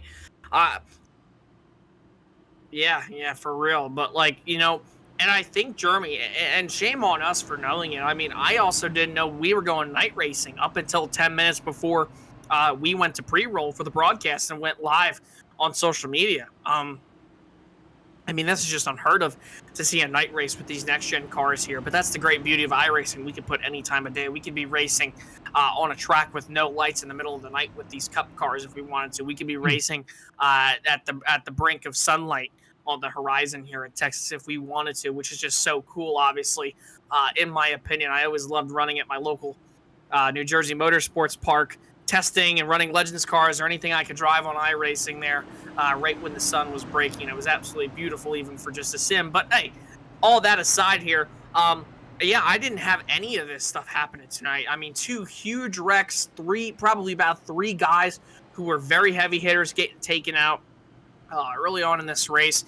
When you look at most of these guys, you saw Jamie Knopp. He had a terrible, terrible wreck. He's back to 17th on pit road. You look at other guys, Chad Lang, Nicholas Moreau, guys you just did not expect to have bad nights. And now look at this top 5 to top 10 we have. Everybody inside the top 7, except 2 cars, has more than 10 positions gained right now, obviously. And that's just due to strategy. Some guys stayed out, but most of them pitted. Tony Solari stayed out, but plus 20. He's first. Josh Johnson, plus 15, stayed out. He's second, plus 15. Rob Tracy stayed out, plus 10. He's third. Then you have Coy, Wallace, who's plus 19. Sherwood. Then you have Robert Malikian. You have Stephen Hollingsworth, plus 16. This top 10, Jeremy, is stacked with guys who came towards the back of the field, and now they find themselves with an opportunity to perform here in this last third of the race. The 11 car, 7 for 7 on people restarting this race in first place. Now, I've not had one person repeat this position. Green flag is out at the line, dead heat, 57 in the 11. This is probably the best start we've seen first, second place make. As they go wide, 57 here is going to go into turn number 1. Really stacked up here on the bottom. The 88 and 67, I think, made bumper-to-bumper contact there. It's going to send Rob Tracy up the track a little bit. Oh, big contact between Hollingsworth and James Wallace. Sends the 25 down below the white line there on the bottom apron transition. Gets it back up to the track before corner entrance here. Everybody remains 2 wide throughout this entire field for the most part, as the 11 of Tony Solari picks up a 5-car length lead over the 57 Joshua Johnson. Here for Tony Solari late in the going, trying to hold off most of these guys. And in fact, the first top 3 guys, 1 lap after the restart, still hold the top 3 positions, even after the fact that they stayed out. Johnson got really loose off turn number 4. I think Rob Tracy might have kissed the wall. And here comes Richie Coy going back into the positions that he is most familiar with inside the top 3, which would be the podium. He'll clear Johnson for the 3rd spot while everybody battles behind him. You have Bilikian, Wallace, Chandler, Allen, guys who are in the playoffs trying to fight for every position. 3 wide now through turn 2. James Wallace in the middle there quickly goes back to 2 wide here. 14 laying now into the inside, trying to make the passes. Wallace is going to lose 3 positions on the back straightaway here. Now here comes the 06 with Daniel Simmons. Door contact made to James Wallace. It's going to send him back up the track in front of Michael Blackner, who's made 6 stops from his time he had that wreck early on in this race. Now he's going to be nose to tail with that 6-7 through 1 and 2 here. These guys still, this is position 11th through 16th, and they're all remaining side by side here, trying to move their way up to the front. Michael Blackner's phrase of the race, never give up. And sure enough, he has done that, being involved in not one, but about 2 big wrecks, I want to say. This team finds himself just inside the top 15 in the 12th position. And despite all the issues he's had tonight, everybody else has had a lot of misfortunes here in the second half of this race. Michael Blackner needing a very much appreciated top 10 if he could get there, coming in as the 11th seed tonight in the playoffs, just below the cutoff line by 2 points, trying to pick up every position, every spot he can get to get as many points. Richie Coy did make the pass over Tony Solari last lap by. So the 19 back to the point here, 2 car length advantage over his teammate Tony Solari. Look at this 88, Rob Tracy up 10 spots, 13th to 3rd, trying to close in on Tony Solari. A little check up there from the 11. It's going to send the 19 further into the lead, but here comes the 25 making a quick dicey move like you would see at I-4 down in Florida, as we're going to go to the Nerd TV replay to see this pass for the race lead. The 19 to the bottom, and 11 just too high up, not enough speed, can't carry the momentum off turn number 4. And then there goes that Valvoline Ford Mustang to the point, as we're going to jump back to live here as Stephen Hollingsworth moves to 2nd place. Now he's got his eyes set back for the race lead. He just has to pass one of the fastest cars in the field, Richie Coy. Here's the thing too, Jeremy, after that last caution, when they came down for their service on pit road, did that 25 fix that damage that was internal in that car that probably made him drop off so much? Did he make the adjustments he needed to go these last less than 70 laps now? And he finds himself in 2nd. We've seen him get past Coy once, but we've also seen Coy get past him once as well. Last time around, the 25 of Hollingsworth faster than Richie Coy by a tenth and a half, and he is closing the gap quickly on the Haskell, New Jersey native. We've seen this guy lose his momentum 10, 15 laps into the run, just going really fast on these early lap times. Can he manage it this time and not fall back? That's going to be the key here if we stay green, which we have not seen that up to this point, other than the last half of stage 1, which was a long while ago, it seems like, as we got action here in the back here as Tony continues to drop back position after position. This time the 22 of Malikian's going to make that pass over Tony Solari, at least try to off 3 and 4. Cannot get them cleared this time at the line. They're still side by side. 06 Daniel Simmons and 88 Robert Tracy, they remain side by side as well. Still pretty dicey here, right around the 10th place position. Yeah, diciness all around this racetrack here, Jeremy, to say the least. Still fighting for every position here with just about 60 laps to go. This time by, you see Tony Solari trying to fight off these guys on those fresher tires. The same goes for Rob Tracy and another driver up there as well. So they're doing a good job at it, while Stephen Hollingsworth closing back in on Richie Coy and Sherwood Williford right there as well here, Jeremy, late in the going with just a handful of laps to go. I think as we're well, actually, we're going to look at the butt kicker battle for position right now for first place. 19 has that 2 car length advantage over this 25. 33 coming out of nowhere once more, closing the gap on this 25. You see him 0.2 behind. Gets to turn number 1. Kind of maintains, slightly loses some ground there, so a little bit easier entrance. You see the 25 slide up, coming on corner exit, and here comes Williford. There it goes from 0.26 down to 0.17, entering 3. Come through the corner, he's going to lose a couple hundredths here, backing up the entrance, coming on corner exit, and you see him just closing in a little bit more. So backing up the entrance, getting a great run on corner exit, is allowing Williford to maintain his top 2 cars. We're going to try to go to our first turn up the tunes. We're going to try to listen to the sight and sounds of these cars going around Texas Motor Speedway. We'll be right back.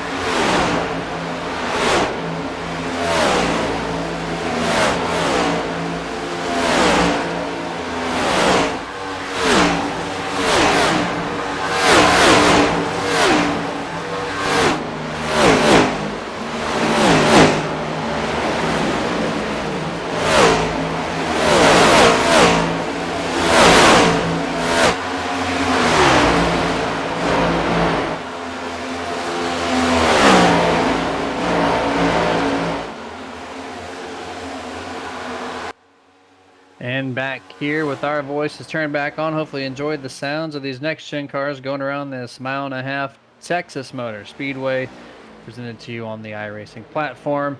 The 19 of Richie Coy got a 1-second advantage at this time over now second place 06 Daniel Simmons, who is kind of closing the gap here. He's passed a bunch of guys to get to second place. Sherwood Williford still holding on to third place. And Stephen Hollingsworth guy now 3.5 seconds back to 7th place. So that long run once again striking on the negative side there for that 25 camp, as he is maybe just hoping for one more caution if we get at this point, which we've had way more than the usual that I would expect at Texas, at least on the virtual side of things. And I see a name we haven't seen much in the chat or just anywhere recently, Mr. Nicholas Casey, saying, "Go, Richie, go," cheering on the 19. He's doing great there at the now 1.1 second advantage over the 06, as we have under 50 laps to go here in this Texas 250. And I just want to do a shout out to one of our partners here, Sim Racing Points, your all-inclusive league points management system that allows league admins and owners the ability to completely track league stats and more with a simple upload. They don't stop there, though, for the avid webmasters. They allow creation of complete customized widgets for any league website to fully display points, results, and more that easily update when the results are uploaded. Just a few simple clicks of the mouse and your league can be up and running and looking professional while doing so. Check out everything they have to offer your league at simracingpoints.com. Noticing here, Jeremy, that the 19 and the 06 machine keep kind of going at it with lap times. One guy's faster one lap, the other guy's faster the next. And they've been really close on lap times, to say the least. Daniel Simmons last time around was about 0.05 of a second slower than Richie Coy. But he keeps flirting within that 1 second range back to Richie Coy. That time by 30.526 for Richie, 30.443 for Daniel Simmons. So he's closing a 10th here within the last lap, man. We'll have to see, Jeremy. I want to know if these guys go all the way to the end. I believe they're going to have enough fuel, if I had to say, but I just don't think so. I mean, with the guys who pitted, they're going over 67 laps on a tank of fuel. I just can't see them going that far, so I want to say these guys are going to have to pit probably one more time. Maybe if they do, Dan can try to pull the leapfrog moment and take the undercut on Richie to get out ahead, because when you look at the best lap times compared to the last lap times, there is a second of fall off. And if he can do that undercut, I think Dan very well could get out in front of Richie if he were to pit a lap or two early. Yeah, that'd put him 73 laps on the tank, Jason, and I don't think their tanks. Oh, contact, the 25, the 22, the 25 came up and almost cleaned the 22, but actually almost wrecked himself.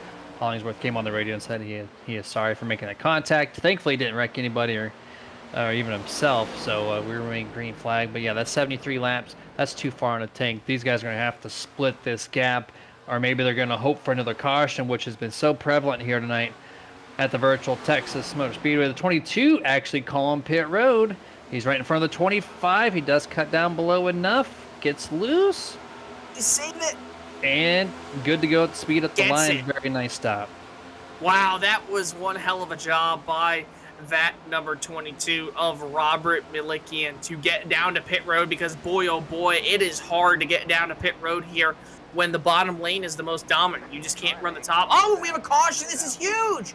Huge moment here on the racetrack. The 22, you see him right there, sideways coming into the pits, gets it done just enough. Not what he wanted to see just yet, but we have our 7th caution of the night here.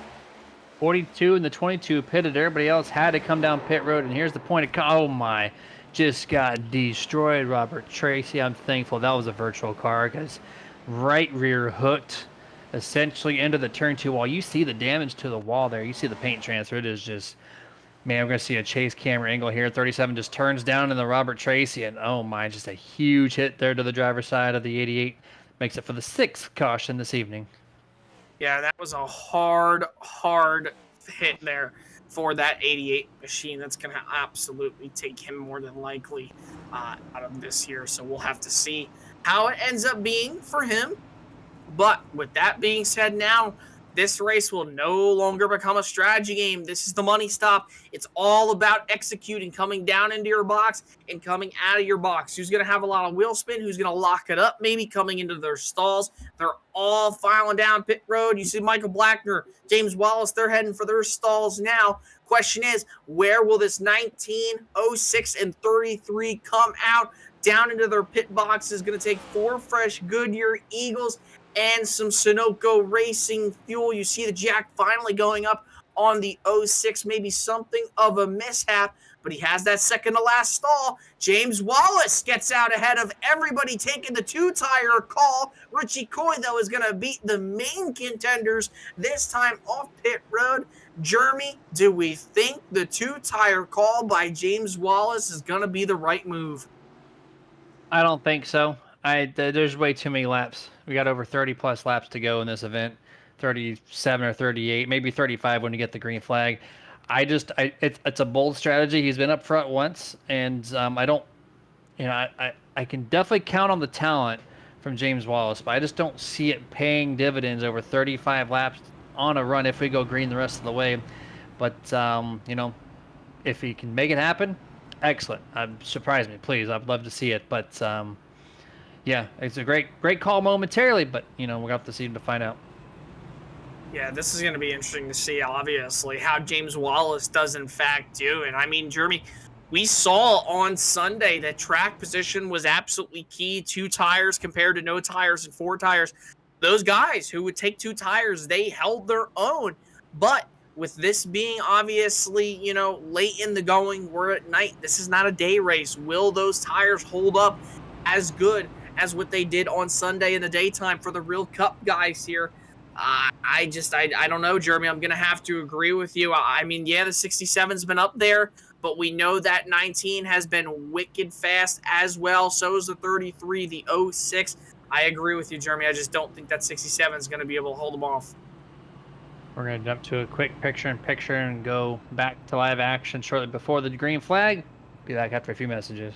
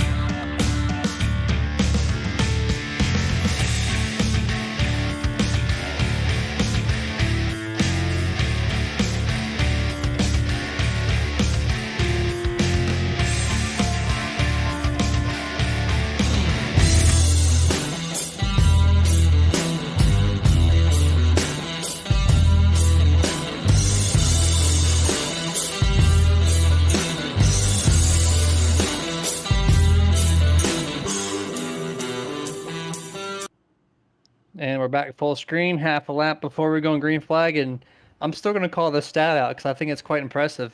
8 starts, 8 different people that have started first place. This time now belongs to the 67 of James Wallace, the only guy on the 2-tire strategy. 19 of Richie Coy to his outside there. I think after a couple laps, maybe 5 at most, we're going to see the 19 pass the 67. We got a really hungry Daniel Simmons and Sherwood Williford to see if they can maybe crack second place here. Daniel's been up there a few times. Sherwood's trying to maintain second place for the first time. As we see Robert chasing the 88 back out of the session after that wicked hard wreck on corner 2, getting hooked by the 37, Brian Dublé. We're about to go back to green flag. Pace car is down. And green flag is out. This race is back underway, resuming on lap 132. So it's going to give us a nice little 35, 36 lap shootout here left in this Texas 250. 67 Wallace makes an early entrance into the bottom of turn 133, moves up the track. It's going to allow 3 wide here. Jeff Chandler in that 31 back to the inside, tried to make some passes here.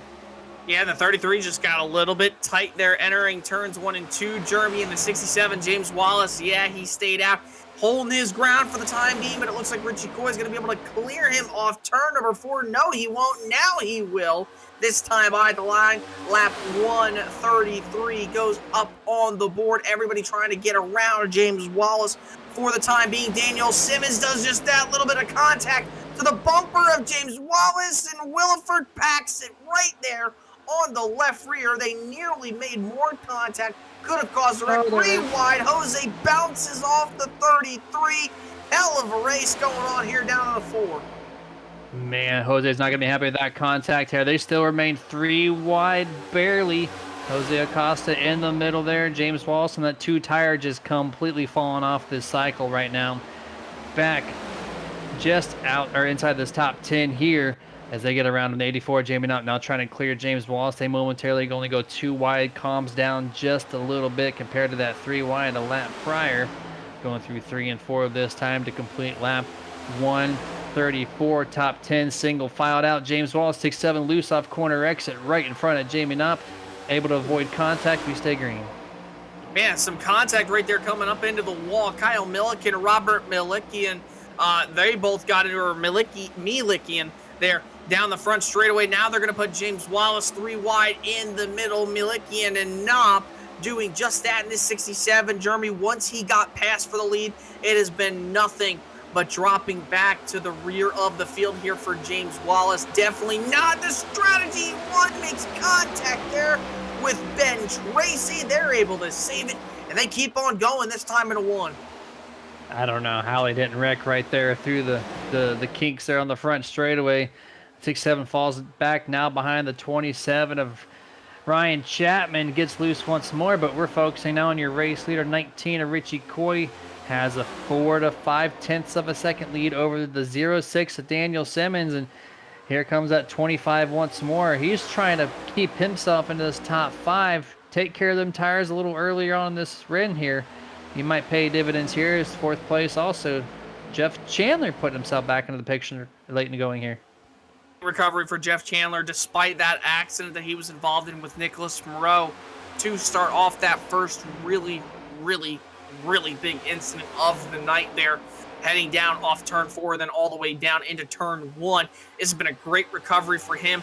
Obviously wants as many points as he can get because it's been basically a battle between him and Richie Coy all season long. But the thing that I'm most concerned about is Richie Coy possibly losing the lead, because Daniel Simmons just ran the fastest lap of the race, 29.347 last time around for that 06 Camaro, and he is really fast right now. Jeremy might have something for this 19 like he did early on. I think this is going to be his best chance here, right here, as Hollingsworth loose off of turn 4 is going to allow Jeff Chandler to the inside and pass the 25 of Hollingsworth, who gives just a crazy amount of space there between him and the 31. Going on the back straightaway here, it's going to allow the 25 to clear the 33 Williford, who took a really short exit there off turn 2. They go back single file here, but watch out for the 06. I think this is his best opportunity to lead a lap here late in the going. And we know he was good there, Jeremy, in that later portion of the last green flag run on older tires. Now, does he have enough to go the distance here? We restarted with about a little over 30 laps to go. Now with under 30, will he have enough time? Will this car be able to maintain and keep up with the dominator here tonight? Richie Coy obviously being, and Jeff Chandler, now that he's gotten by, what does he have in store for these 2 leaders? Will he be able to make that ground despite the damage he's had to that car here tonight? Or will he just kind of hold his ground in that 3rd spot? But Daniel Simmons still fastest car on this racetrack right now, these last few laps. I think he's going to be having a nice little battle with Richie Coy pretty soon. Yeah, I think the 06 will get there. To answer your question about Jeff Chandler, I don't see him being that much faster to gain that whole second of ground between him and the top two at the moment. At least for the 19 anyways. The 06, we've not seen the long run. If he starts to fall off, he might fall to the 31. We know Jeff Chandler's working on a long run setup for this race, but I just think Richie right now is just too fast and has not made a simple mistake in that 19 up to this point. Yeah, definitely not. The only mistake he's going to be able to probably make here, Jeremy, is if he gets on that apron just too low or has too high of an entry going into one more than likely. I mean, this 19 has just been so good. He can get to the bottom. And you notice, too, with a lot of guys, and Daniel Simmons can do it as well, is that with guys who are making that a wider arc going into 1 and 2, they haven't really been able to get down to the bottom and carry the momentum off the corner like the 19 and 06 have. So I think that's kind of a strength that those two guys have. And obviously, you look at the rest of the field here, they're just minding their own P's and Q's. Jose Acosta, how in the world is he P7? I have no idea. TJ Bartel in 8th, Tony Solari 9th, a couple of the guys who were involved in some incidents. And I think one of the biggest, obviously, Sherwood Williford. What a great run for him tonight in that number 33 machine, P5 on the board right now. Had to win at Indianapolis earlier in the summer. Is in the playoffs right now. So this is a huge night for him with these next two races coming up. And then also Lane Allen in 6. We know how good he is, just never can get it done somehow. But here he is tonight, running in the 6th spot, as well with Sherwood. They're having some great nights despite their bad luck here this season. Yeah, Sherwood's 1 point above the cutoff line, so he needs this run. If he can continue these another 22, 23 laps left in this event, this is going to set himself up great for Talladega, which we already know that's that wild card race. Not too sure what he has in store for the Roval, but anyone has a chance at Talladega for sure. We're starting to see this 31 close the gap here. He's now got just over a half a second over the Richie Coy, and almost, just a couple tenths off now from Daniel Simmons in the 06 as he loses a little bit of ground that time through 1 and 2. As you see the butt kicker battle for the race lead scoring, as we're looking at Daniel Simmons as the default car, Jeff Chandler behind 0.5, Richie Coy up 0.16 at the line, going through turns 1 and 2 here. This is where Chandler lost it last lap. He lost a whole tenth or so through this corner, and he's going to lose a couple more tenths here on corner exit. So 31 struggling in turns 1 and 2 right now. Yeah, but he's still hanging on right now, Jeremy. I still think that 31, I mean, we are yet to see this 31's long run speed. I mean, he was involved in that wreck, never got to showcase it. Now that we have 20 laps to go, we restarted with over 30 to go. Will the long run speed show in this 31 car despite the damage here tonight? He's still hanging in there, still has a shot. I will say, though, Jeremy, I just like we both said, man, I think this 06 is the one to beat. He is closing in, and I mean, he is all over the bumper of this 19 machine, and Coy gets a little bit loose, tap that apron off into turns 3 and 4. Dan's got a huge run down the front straightaway. Question is, what will he do with it into 1? About to find out here, and it looks like he's going to back the corner entry up once more. Maybe going to ride on that corner exit to get side by side. A little wiggle there from the 06, going to delete all that run that he had made up. He's going to drop back to 3 tenths now on that 19 of Richie Coy, which is going to reel in Jeff Chandler just a little bit here on the back straightaway through turns 3 and 4. At the line, we're going to see Richie just escape a little bit further here. Now the 06 needs to cool off them rear tires for another lap before getting back to it. And this is going to help Jeff Chandler with the 06 obviously falling back to his back bumper, or should I say front bumper rather. This 31 is going to have more of a toe with the draft, and the 06 is still going to have that toe. So they're still going to be able to, I think, make the ground on Richie Coy. And the big thing at Texas over the last few years, or really just in general, ever since this repave and the reconfiguration that happened back in the start of 2017 for that first spring race for the NASCAR top 3 touring series, is clean air has meant absolutely everything here. But, with this next-gen car, obviously they have a little bit more grip in the rear with that rear diffuser, obviously. And the draft seems like it's become a much bigger deal here. They punch a big hole in the air. You know, I want to say almost as much as the Gen 6 package with that 550 horsepower high downforce package. But still, Clean Air has meant everything here. But for this 06 machine, it is not meaning all that much right now because he is still right behind Richie Coy, hasn't dropped off a ton, and Jeff Chandler's right there to pounce as well. As Daniel Simmons a little loose off too, nearly loses it. Heck of a save there off too. This is not going to be good here for Daniel, and just getting looser and looser as this run goes on. This is going to help Jeff Chandler maybe move up into P2 as he just continues to get a little bit closer on average to that 06 at the line. This time we have 15 laps to go in the Texas 250. Jeff Chandler closes in a little bit more on quarter entrance this time. 2 car lengths separate these two guys. Off corner exit, the 31 gives it up once more on turn 2, which is still being a little bit of a struggle point for Jeff Chandler. As we're going to shout out another one of our partners, Dusty Pete's, the official hobby shop for the Nerditudes. It's a hobby shop with a whole lot more. They're based out of New York, and Dusty Pete's is your one-stop shop for many things nerdy. So if collecting is the game, Dusty Pete's is the name. From figurines to action figures, collectible cards such as Magic the Gathering, Pokemon, and any type of sports trading cards, custom, or at least die-cast replicas for NASCAR cars, and they also have a crap ton of comics to choose from. So anything young and old, if it's worthy of your collection, make your way over to DustyPete's.com and check out everything that they have to offer your collection today, and use that Super Nerd checkout code. It's going to save you 10% off anything you purchase over at DustyPete's.com.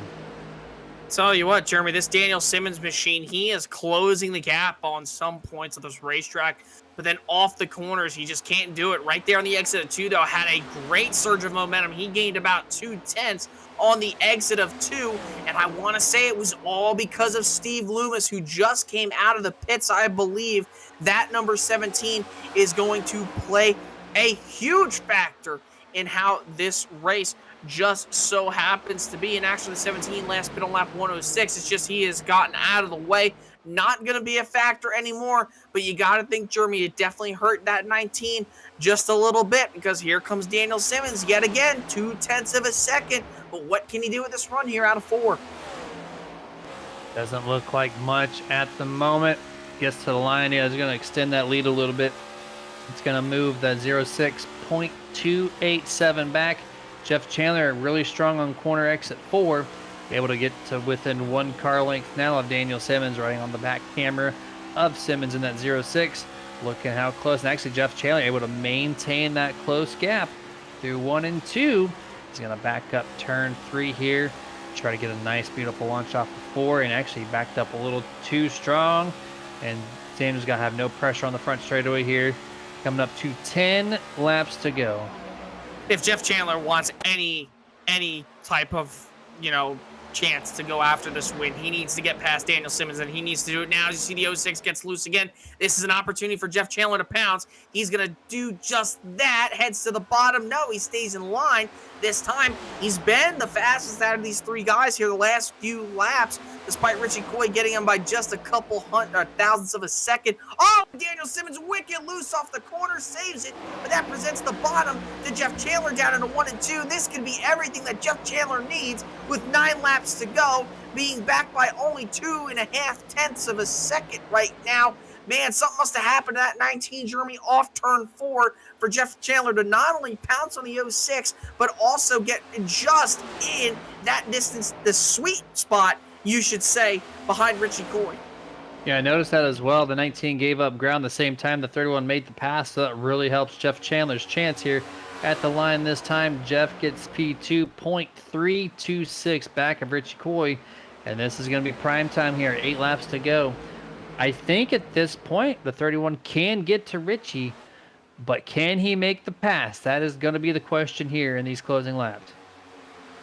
Look at this right now here, Jeremy, is Jose Acosta, with all the damage he has had here tonight, that 24 car is currently sitting in that 4th spot, and he is going to 3rd right now on Daniel Simmons. And with 7 laps to go, Jose Acosta, a guy we have not talked about these last few laps, all we've talked about is the damage he's had all night long. He finds himself possibly in a position to try to win this race. Brody Hand on the 23 lap down car just tagged the 24 twice there. A radio chatter seems like the 24 maybe slowed up in the center of the corner, but unsure of that. Didn't see anything else prior in this race to trigger anything of that nature, but we stay green nonetheless. The 24 though, I'm not sure how much better tires he has over the field, because he just came through like a rocket through the field here. Oh, more contact to the 23 and 24. Let's see if there's going to be anything more of it here. 24 has to keep a cool head. He's got to run down these 2 leaders, but 23 is trying to secure. I think this might be a team strategy where Brody's trying to mess up the 24 so he doesn't get to the race lead.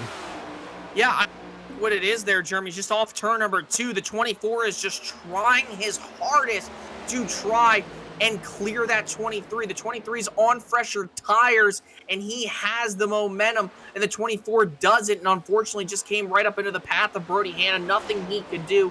They made contact, but hey, they keep it clean, they keep it green. That's all that matters. Now the thing is, what will this present for Jeff Chandler? He's going to be battling with the 19's teammate. Will the 23 try to play a factor here with this 31? Will he pressure him into a mistake? Will he hound him so much that the 31 has nowhere to go? You see the 23 moving to the bottom. What kind of challenge is this going to present to Jeff Chandler? This is going to make him have to force to go to the outside, entering the corner. Going to cost him some time here, coming to 3 laps to go. 23 is not helping the teammate here, as he's going to pass his teammate to get his lap back the hard way. And the 24 is still faster, even after that slight wall contact a few laps prior. Oh, he's going to move Jeff Chandler up the track. This is getting dicey. 3 laps to go. Jose is trying everything he can. Gets to the inside of Jeff Chandler here. Brody gets a little tight off turn 2, has to check up, goes to the bottom of the track. Is going to slow up his teammate here a little bit more. Jose clears the 31 to Chandler. We're going to have 2 laps to go, and I think Jose Acosta is going to steal this one with some late pit strategies. They are on the same strategy too, Jeremy, to think about it. They all last pitted at lap 128, so this just means the 24 is just a little bit faster right now. I cannot believe what I'm seeing out of Jose Acosta. They're coming to the white flag this time by, and Acosta is all over the back bumper of Richie Coy. Acosta, heartbreaker last week in Bristol. White flag is out, 1 lap to go, goes through the dirt to try to get past the 19. Final time into 1 and 2 at Texas.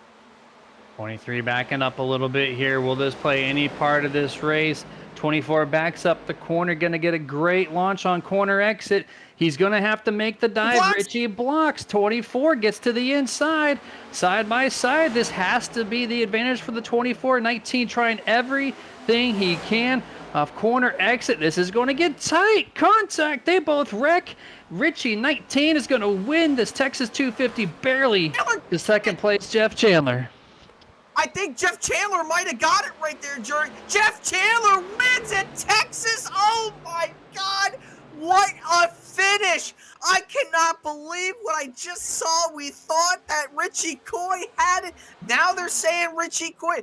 It looks like, though, Jeff Chandler on the official iRacing results, it's saying that he is the winner, but we're going to have to take a look at the replay.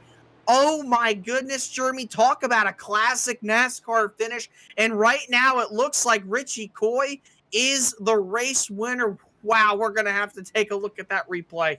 Richie Coy won it on the iRacing official side here. I can tell you that by 0.088. Richie Coy wins this thing. Jose driving his hard out there at the final moments after having some late race contact with a lap down car, gets to the Richie at the final lap, and here it is at the line. Richie going to win this race basically in the grass, as Jeff comes on your screen right there and barely just comes up short to the 19. Man, that was a crazy final lap here for this Mach-1 Performance Cup Series race. Out right here at the line. Look at this right here at the line. Richie Coy, he is cleared right now. If we could just slow this up when they keep on going. I don't see Jeff Chandler, and there he is right there. So he got within a car length of him and to the line. That finish line is right there, that last white line where that rectangle is for the start finish line. So once Richie Coy got there, race is over, man. The 31 got there, just not enough time, but holy cow, Texas out of all places, what a finish. That was insane there. Richie Coy, one of the fastest cars, gets the win. But man, I did not have the 24 coming through the field late in the going and putting on a crazy last 10 laps to just do anything he can. But man, that was so close. That was a great finish there overall. But we're gonna go over the unofficial results here, presented by Martin Sports. And Richie Coy is gonna bring this thing P1. Jeff Chandler's going to finish second place. Jose Acosta ends up finishing in third. Daniel Simmons in fourth. Sherwood Williford, P5. Sixth place belongs to TJ Bartell. Seventh place, Jamie Knopp. Eighth, Lane Allen. Ninth place, Stephen Hollingsworth. And your 10th place finisher, the 87, Michael Blackner. You have your top 20 here. Lane Allen comes home P11, or Brian Dublé here actually is going to come home P11. P12, you have Robert Milicki in 13th, Tony Solari. 14th, Kyle Milliken. 15th goes to Ben Tracy. 16th, Ryan Chapman. 17th, James Wallace. 18th, Joshua Johnson. 19th goes to Brody Hanna. And top 20, James Torrey in the number 6. 21st, Chad Lang. 22nd, Stephen Loomis. 23rd, Robert Tracy. 24th, Wayne Grossi. 25th, Colton Gum. 26th, Nicholas Moreau. 27th, Danny LaFleur. 28th, Chris Beck. And Brandon Elder did not start tonight's event. He will be scored last place in 29th position. We're going to go to full screen commercial break, gather the top 3 for tonight's Texas 250, and we'll be back shortly.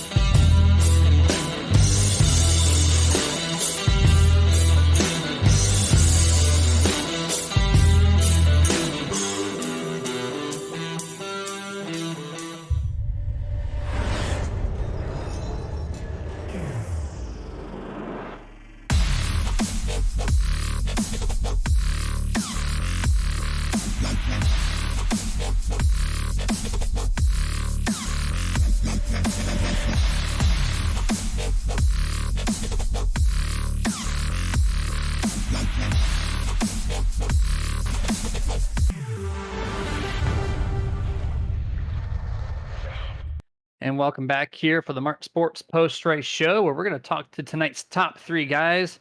At least we're going to try to here. First and foremost, I think we're going to have the number 24, Jose Acosta, and the Nerd TV booth. Jose, David Copy. Hey, man, congratulations on your P3 run there. I had no idea how much fresher tires you had. Kind of slipped underneath my radar. And we were just talking about, you know, the 31, the 06, the 19, and that last stint there. And then where did you come from? I don't know. I got no idea. I mean, all day I spent the race trying to avoid everybody. Everybody was wrecking. I got involved in that first wreck. Second wreck, I missed it by nothing. Brody hit me one time too in my right rear tire, and the car felt different after that. I'm like, oh man, I hope I don't got no damage. And then that last pit stop that I did, I didn't had no optional damage, but then my crew chief said that they cannot fix the damage. So I'm like, oh man, I do have damage. But I don't know, man. I guess I saved tires. I saved tire. And that's actually I end up in the front. I think everybody ran out of tires or something like that.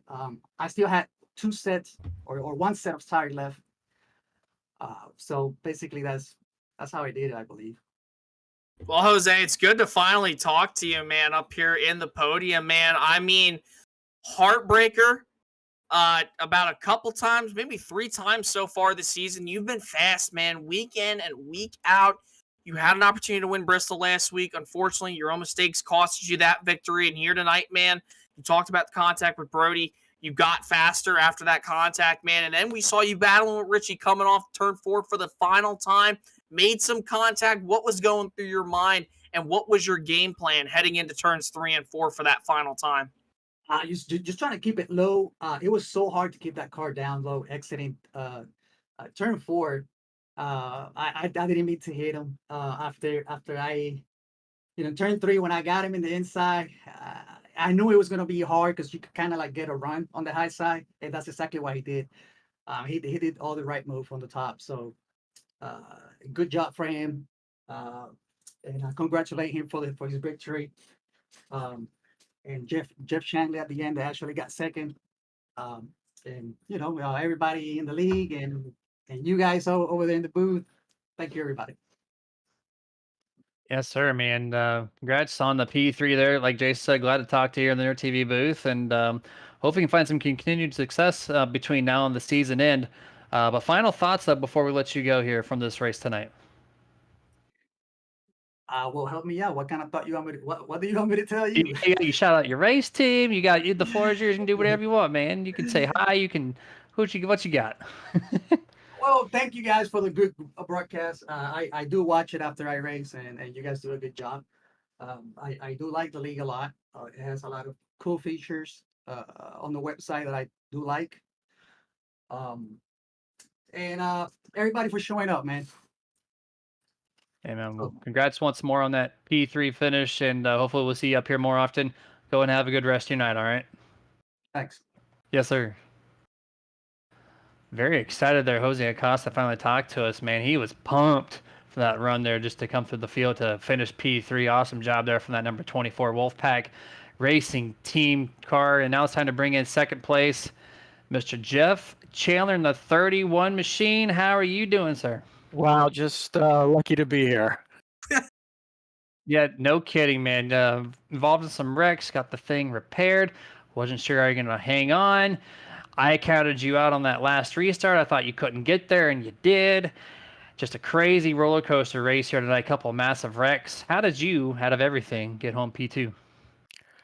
I had excellent long run speed. I had no short run speed. I think we've talked about this before. If I find one end, I can't find the other. And, I had 1 minute and 30 seconds worth of damage after that accident when Nicholas got loose. And I got it all repaired, and I needed every bit of it to finish there because, it was just tighter than I needed it to be. And when I fueled up, I made an adjustment to loosen it up a little bit, and it was just a touch loose on exit and 2. But I actually think that helped me get through there a lot better, and kind of start running the guys down. I knew I wasn't going to pass them, but I definitely wanted to, get a top 3 and stay as close to Richie as possible. Yeah, and Jeff, obviously you come home P2 tonight, man.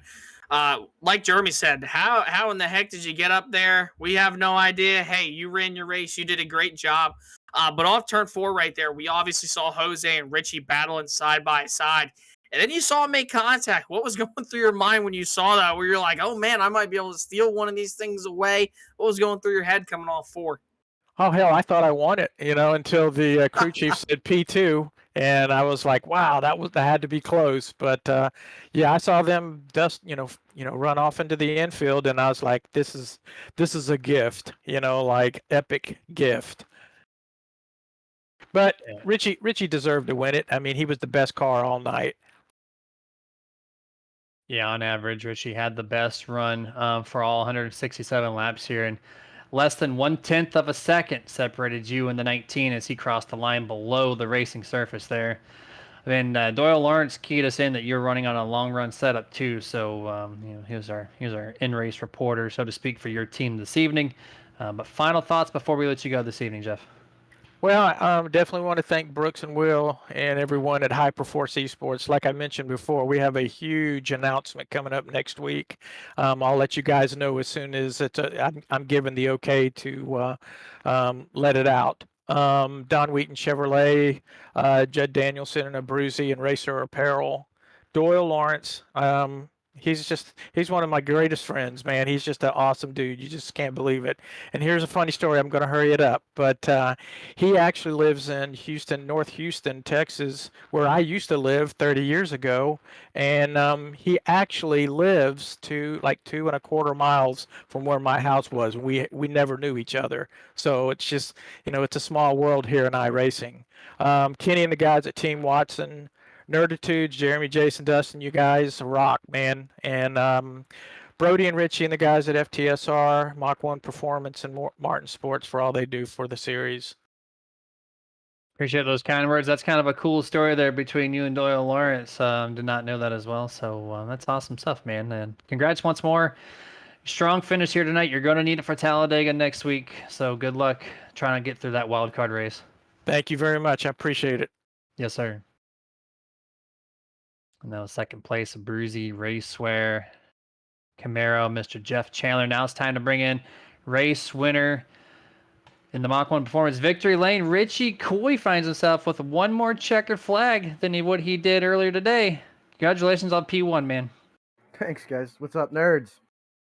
What's up, man? That race, crazy. Was it 7 cautions? Every single restart had a different leader. And wreck after wreck, and you somehow had the fastest consistent car. Just walk us through that final restart. How do you think you're going to hold off the 0-6? And then ultimately you saw that really fast 24 Jose just coming through the field and got to you.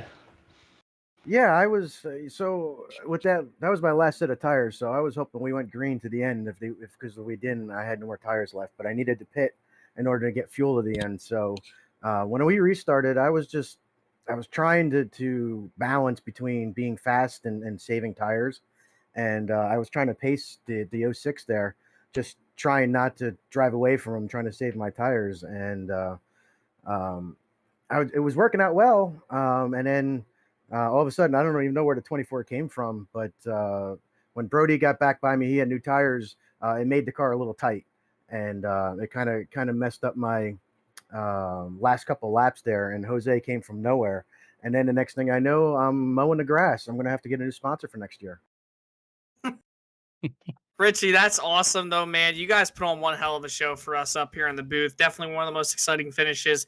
2 exciting finishes in a row, I'd probably say. 2 great races out of Texas, out of all places, man. And obviously, your final thoughts when you were heading down to 3 and 4. I mean, Jose got a really good, massive run coming off, too. You tried to block, but, you being the clean guy that we all know and we all know here on the broadcast team that you gave him enough room on the bottom. What was your thought coming off 4? Because we know that outside lane can stick off the corner compared to 2. But was there any doubt in your mind thinking to yourself, man, I might not get this coming off 4? I was thinking that coming off too. Yeah, I hate blocking. I hate racing like that. But, it's the last lap. He had a heck of a run.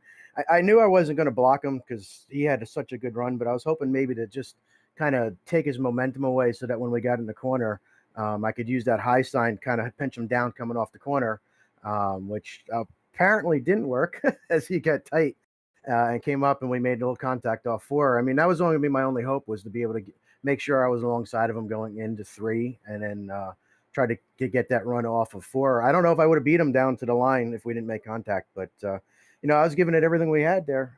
So was he. I mean, it was coming into the last lap for the last, for the lead there. I thought Jeff Chandler won the race. Actually, I had to wait for iRacing to come back and be like, you won.